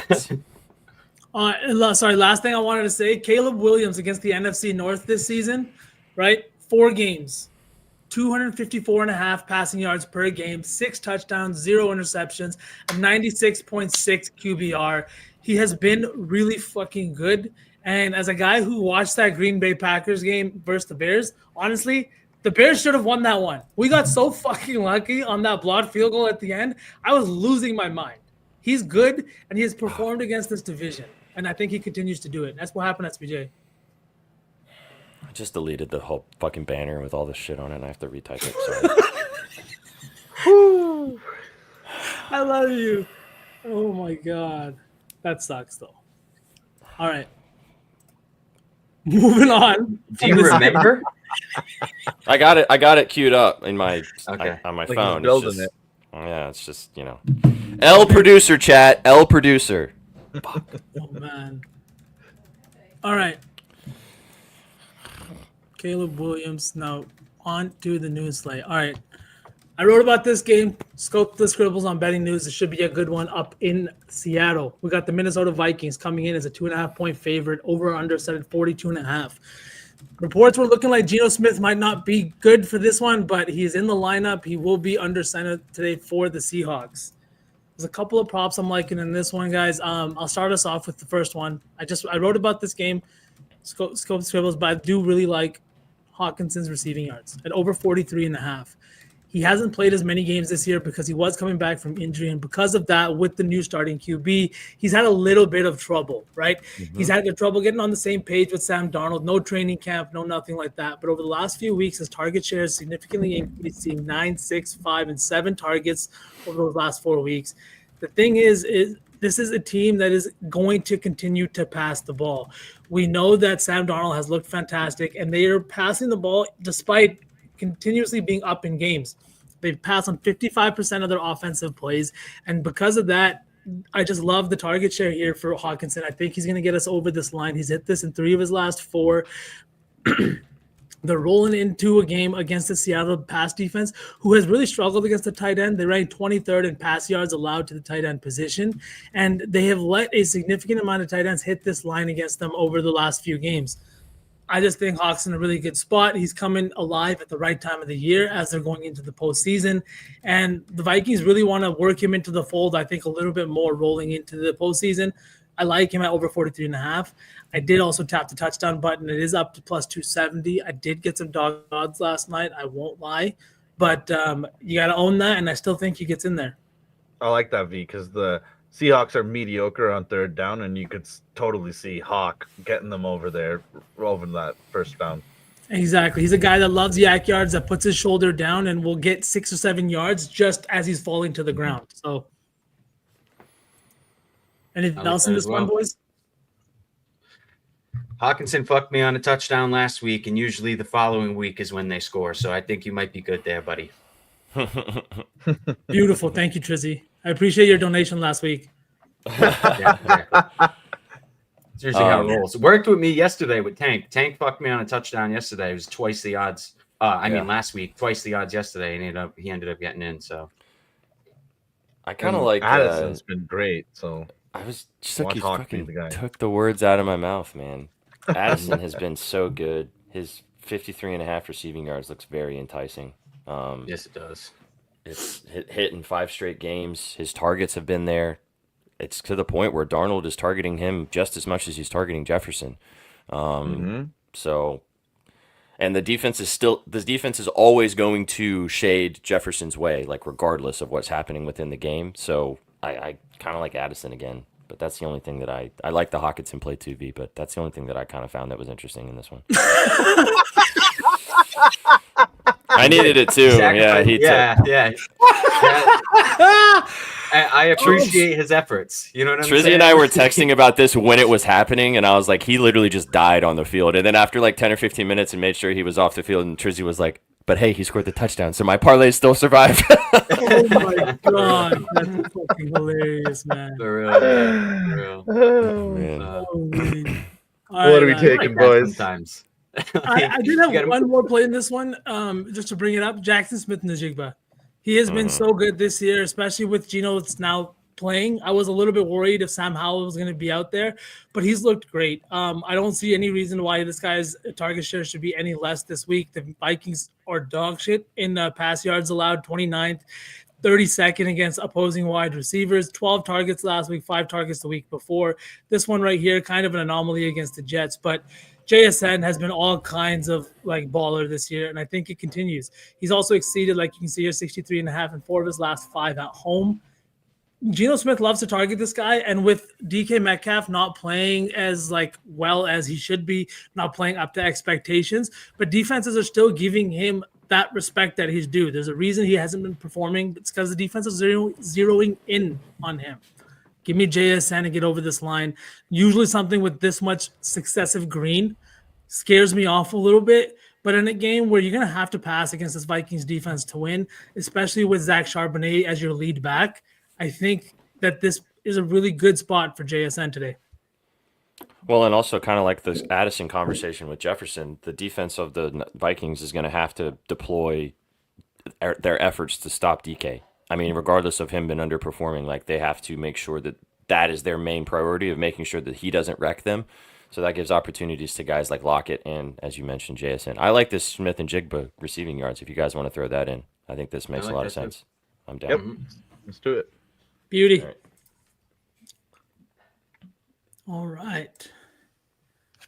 On to the what? Is this not the Pacific Northeast? The Atlantic Northeast? God, it's got to be cold in Buffalo, probably. You got the New England Patriots with Drake May rolling into town. 14-point spread in this one. Over under still set at 46.5. Josh Allen is on the MVP train, and it doesn't look like he's going to be stopped. Boys, what's it looking like? Is he getting into the end zone one time? Triz, you want to kick us off? This is going to be a painful game for me. I don't see much hope in this game other than the fact that 14 points is way too many points. The last time the Bills were 14-point favorites, they shit on the team, so that might be an indicator. Like I said before earlier in the show, Drake May makes some mistakes. He's a rookie quarterback. He's not exactly making the best decisions all of the time, and this Bills defense might stifle him a little bit, confuse him a little bit. He might turn the ball over a few times. Next thing you know, this game gets really fucking out of hand. It is cold as shit. I will say that. It's a divisional game. The under might be a great look.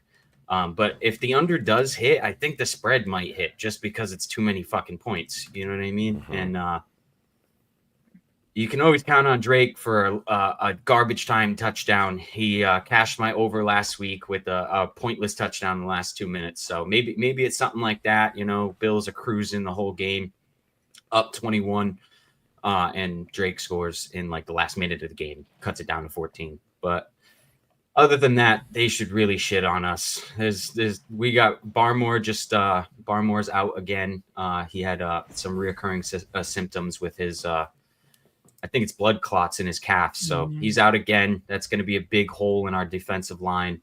We do have Peppers back, but our middle linebacker still is banged up as well. And probably a big rushing day for the Bills, I'd say. Yeah, good softball. Thanks for that. I like Josh Allen's rushing yards. It's 36.5. My only concern would be maybe this game just gets so out of hand at the end and he's not playing, but I mean, 36.5, he's hit it in 4 of his last 5 games. He hit it 44 last time against the Pats last season.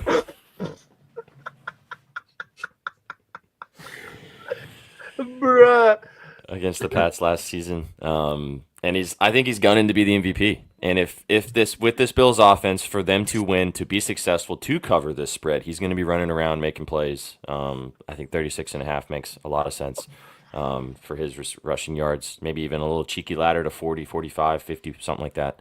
And his touchdown feels nice too. So, yeah, I like the rushing yards. My only concern would be maybe this game does get weird, but these divisional games are always funky, Triz. I think the 14 points is a lot.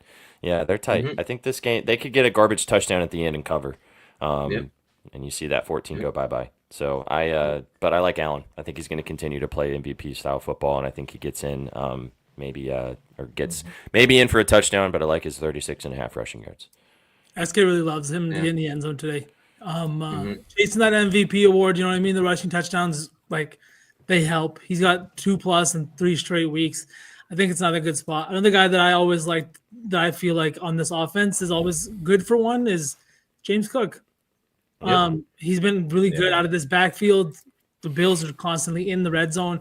But again, like, for this kind of juice, I really got to love a touchdown before I want to take that. You know what I mean? So I don't know if I'm going to take it this week, just because, like you said, this game could get out of hand, and it could get out of hand in a whole kinds of different ways. Yep. Backs against the walls, boys. All right. Yep. What are we taking in this one? Move on. You're absolutely cursed as soon as you say, oh, we got time, short slate. Next thing you know, we're talking for 30 minutes about the New England Patriots. Yeah. They're locked into that third pick. Trust me, brother.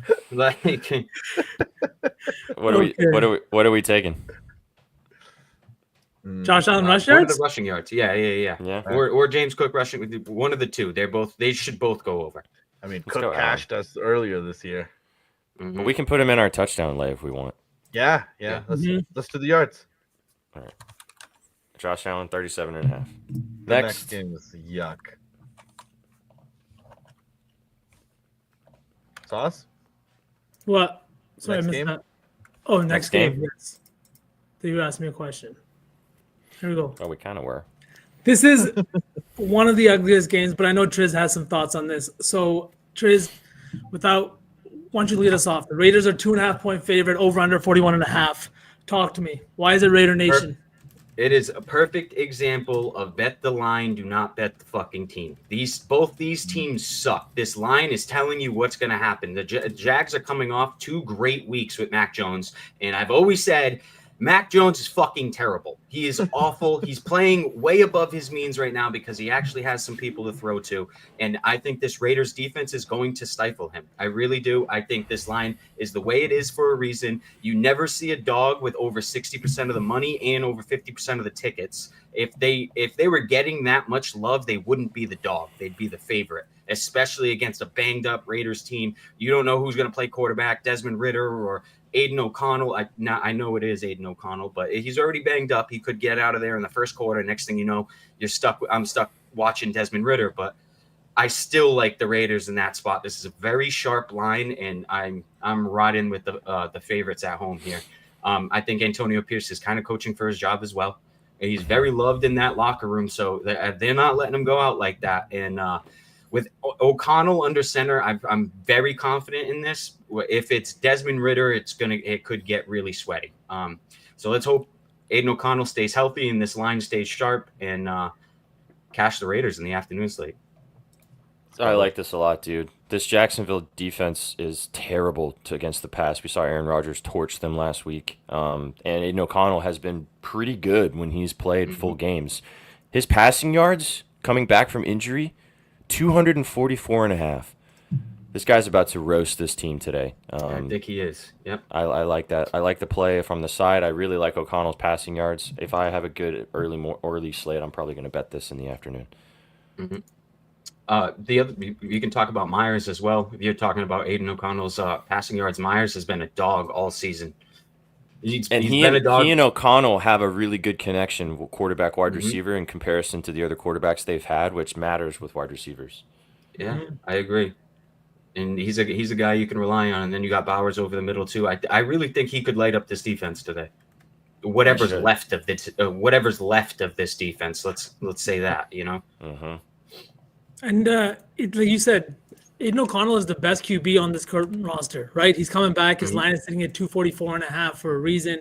And he's a guy that has connected with Jacoby Myers and Brock Bowers repeatedly this season. It's the reason that I really like Brock Bowers today, not to get in the end zone, but just for his receiving yards. His touchdown's not a bad play, too, at plus 190 with just, what does he have, like 5 touchdowns on the year this year? 4 touchdowns on the year. Line feels a little bit low, but the receiving yards, his target share has been insane. But over the last 2 weeks, without Aiden O'Connell in the lineup, 49 and 35 yards. You pull up the splits with Aiden, and it gets crazier. That's why I like this one a lot. Without babbling too much, I like this. I like Aiden. I like Jacoby. Should we just take Aiden and the big guy? Mm-hmm. Yeah, I like that. Yeah. We could also just take we could also just take the Raiders money line to win. Minus 135. I mean, let's do it. Trizzy likes it. I like it. Mm-hmm. Chat, would you guys rather take a prop from the Raiders side, or would you take excuse me, or would you rather take the Raiders money line? No, I'm good. All right, well then, do you guys want to take O'Connell? I mean, they can leave the Raiders out. If we like the Raiders, let's throw them in there. Let's put the money line. Yeah. Okay. Let's do it. Raiders are winning. All right. I think they're.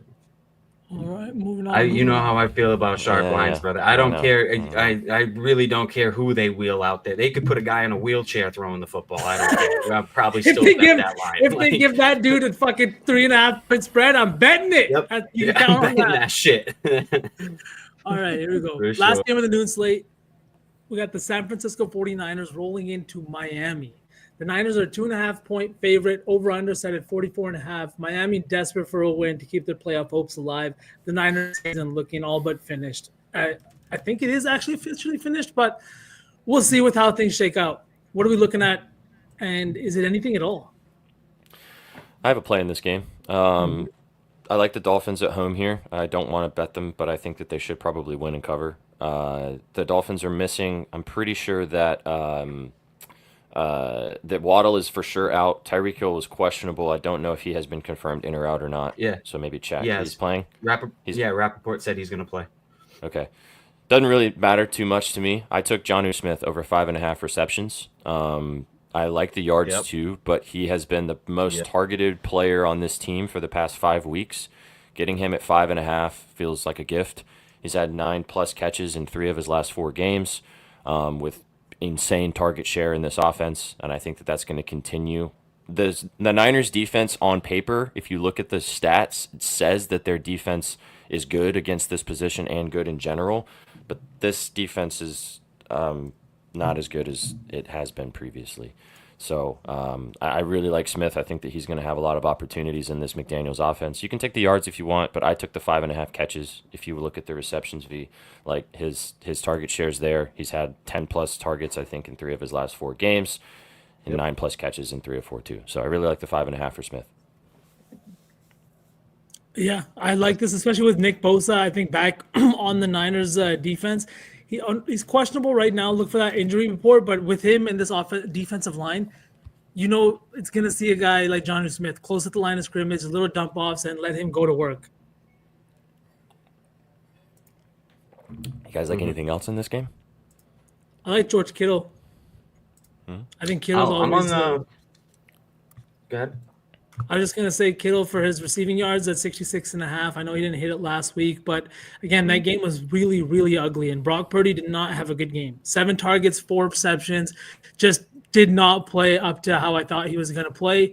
It was a divisional game once again. I think he could have a big game against a beat-up Miami team down in sunny Miami, maybe for a touchdown as well. He hasn't scored in 3 straight weeks, but we know Purdy loves going to him. So I'm on the Niners here, man. I think another really sharp line. I'm taking the better fucking team. The Dolphins have just been underperforming all year. There's no weather at play here. They're playing in beautiful Florida. I think I kind of like points here. I do kind of like a lot of points here. I think the spread is short. I just took the money line, but I do think the 49ers are going to win here. I believe they're still in the playoff hunt. No, they are. I don't think they're fully knocked out. Both of these teams really need to win today. I have a better time envisioning the 49ers actually making the playoffs than I do the Dolphins. This Dolphins team is really banged up. No Jalen Waddle. As soon as Jalen Waddle came out of the game last week, that Dolphins offense was different. I just see the 49ers rolling here. I really do. I think I was saying it this morning. I really don't want to be put in concrete with this because say it all the fucking time, but it might finally be a Debo day, man. It might finally be a fucking Debo day. It's been so all season. It's so due. It might be a Debo day. It really might. I like the total going over. I don't like it enough to play it. I just like San Fran enough. I could see a little bit of a shootout though. Especially when San Fran really starts putting it on a team. It seems like the total. They usually go over the total. So if I really like them to roll. If they start putting it on the Dolphins, you can count on Dolphins for a late touchdown here or two. I could see it going over. All right, what are we going to take in this game then, guys? I like Smith. Oh, what the? Jonnu? Yeah, I have him for my fantasy team, so might be a little I think desperate. if you and Silk are both in agreement with Jonnu, we just go with Jonnu. Okay. Receptions, 5.5. Yeah. But I do see the Niners. I could see the Niners winning. Totally. I mean, it's been a rough season for them. All right, boys. Should we cook a TD late, or do we go into the Sunday night game? No, let's just let Sook talk about the game a little bit because it's the Bucks, and I know he wrote about it. And then we'll cook the touchdown lay, and then we'll send you guys off. So Sook, take it away. What do you like in this game tonight between the Bucks and the boys? All right. I did write about this game, peep the scribbles. I am afraid of this team. Yeah, we like to talk about how Baker Mayfield has 32 touchdowns and he's running this offense, MVP type numbers. But this Bucks team is beat up down the middle. I think CeeDee Lamb has the chance to have a great game. The Bucks give up big plays. And on the other side of it, I got 3 plays in this game. I got over 4.5 sacks total in the game, plus 115. Micah Parsons to record a sack, yes, minus 130 is what I got it for. I got it last night. I'm sure it's moved since then. And Mike Evans over 80.5 receiving yards minus 110. I just think that both of these guys are chasing history. Micah Parsons is trying to get to double-digit sacks for the 4th time in his career in 4 seasons. The other guys that have done that, he'd be the 5th. All the other guys are in Canton. So I think this game is full of history, and I think both teams are going to come out to play. The Cowboys have won 3 of 4, surprisingly. Cooper Rush has been surprisingly good. So I think that CeeDee Lamb has a good game. I think this is going to be closer than people expect. And I think that this is going to be a really, really fun Sunday night football game. So make sure you're watching this one. So can I just say some of the angles you find in these motivations, like the thing you just said about Canton and his sacks, I fucking love these angles, and I applaud you for finding them and bringing them to our attention. For sure. You're like the only person I know that bets defensive props. Yeah. Literally. In both leagues, too. In both leagues that he bets on. And they hit more times than they don't. Like way more times than they don't. Hits. In this game alone, you got Micah Parsons, who might make Baker's day really fucking rough. He chases quarterbacks down. He's absolute demon. And it's 4.5 sacks game total plus 115, boys. And against good defensive teams, sometimes Baker gets shook when he gets sacked. We saw it earlier in the season when he played the Broncos and they caught that terrible L that everybody hated. He got sacked 7 times in that game. So 5 in the whole game? Come on. You got Levante David on the Buck side, you're going to see some sacks. Yeah, I agree. Pause. Go peep his scribbles, though, for the game. You got plenty of time for that later as well because it's Sunday Night Football. The whole shebang is scrolling at the bottom of the screen. I'm not going to read it off. I'm not going to take the time, but check it out. It's at the bottom. If you want to lock it in, if you want to take a play in every single game and write it out with us, it's scrolling on the bottom. It won't get posted anywhere unless we randomly smack, and then it will go everywhere. Boys, and the tots will get some toys. Oh, they're getting so many toys. All right, let's cook a touchdown lay, and then let's send these beautiful people off because we got 5 minutes. So Jonathan Taylor, that's my leg. right. Ooh, redemption. Mm-hmm. For that. Redemption. All right. Give me Drake London. I like that too. So Jonathan Taylor, Drake London. Chuba or Jameson Williams? It's your leg, homie. Jameson Williams. Plus 210. Mm-hmm. Okay, hang on. All right, so JMO, Jonathan, not another J, Drake London. V ruined it. Watch Jared Goff catch a touchdown today. Yo, Something don't weird even is put going to happen out in that there. game. Who did you say? Yeah. What if the Bears win outright? That's like very, like a possible thing, you know? That sounds about right. I'm looking at Dave Mason just tweeted that the Lions are the biggest liability today. Well, he's got 4 minutes. By far. 3 minutes. 3 He minutes. said by far. But you know how I feel Our buddy at sometimes he BetOnline. puts shit out like, sometimes he puts shit out like that to balance liability. So take it for what it's worth. You said SPJ? Drake London. You said Drake London, right? Yeah. Sorry, I'm just trying to type this all in here. I fucking hate touchdown bets, man. Is Jamar Chase really, really super juiced? Nope. Yeah. He's minus 200. Is I'm he? looking at minus 145. Ooh. I see minus 150. What yeah. book? I was on Fanatica. Fanatics. That's Oh. probably why. They kind of suck sometimes. I'm looking at Colby's favorite book. Hang on. Why not? Why not Higgins? Do you think Higgins goes right back to it? So we got Williams, You guys, London. hey, you guys want to do this? Hang on. We got 3 Wait. minutes less than that. I know. Chad will be fine. Sorry, Williams, London, and who was the Triz's boy? Taylor. Jonathan Taylor. Jonathan Taylor. Sorry. Trey McBride. Fuck it. All right. Fuck it. Yeah. SBJ, throw Trey. a cup of coffee on that for me. I'll Venmo you right now. I got you. Trey McBride. We're gonna ride with the narrative. Maybe he cashes in for us. Maybe he doesn't. We'll see. Plus 2370. Jamison Williams, Jonathan Taylor, Drake London, Trey McBride. I like it because low-key the Panthers corners are pretty good. I mean, like last time I was the coach talking shit, right? Maybe he was faking him out. This is Kyler Murray literally saying, I'm going to get my guy a touchdown. If he can't do that, like send him to the gulag. Mm-hmm. And I say that because he loves Call of Duty. God damn it. Don't explain the joke, V. Well, nobody laughed, okay? Fuck. V needs validation. I so much all the time, constantly. Pat my Oh, head, man. tell me I'm cute. There we go. I'm just trying to type this in because it just deleted everything off my phone. So hang on, I'm getting there.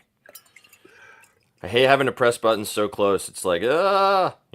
Mm-hmm. Mission Impossible. That's what Tom Cruise feels like. I am Tom Cruise basically right now. A lot taller. You're 2 Tom Cruises. I'm Tom Cruises. That was a bad joke. Whatever. All right.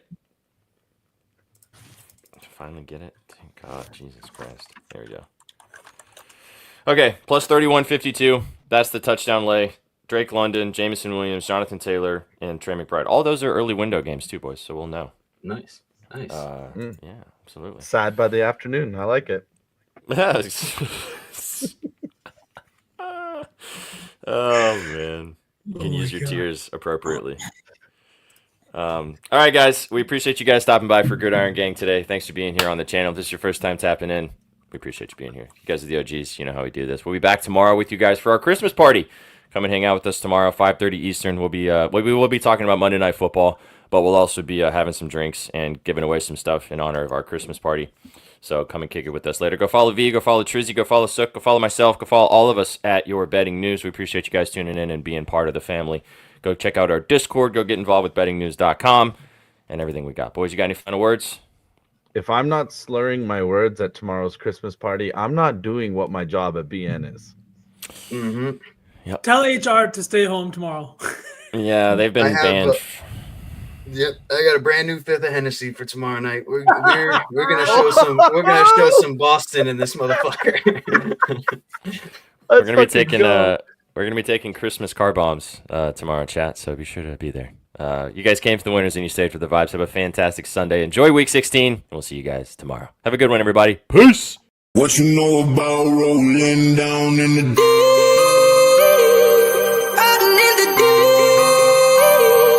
Down in the deep.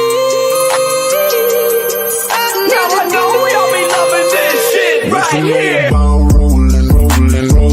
What you gonna do? Rolling. What you gonna do?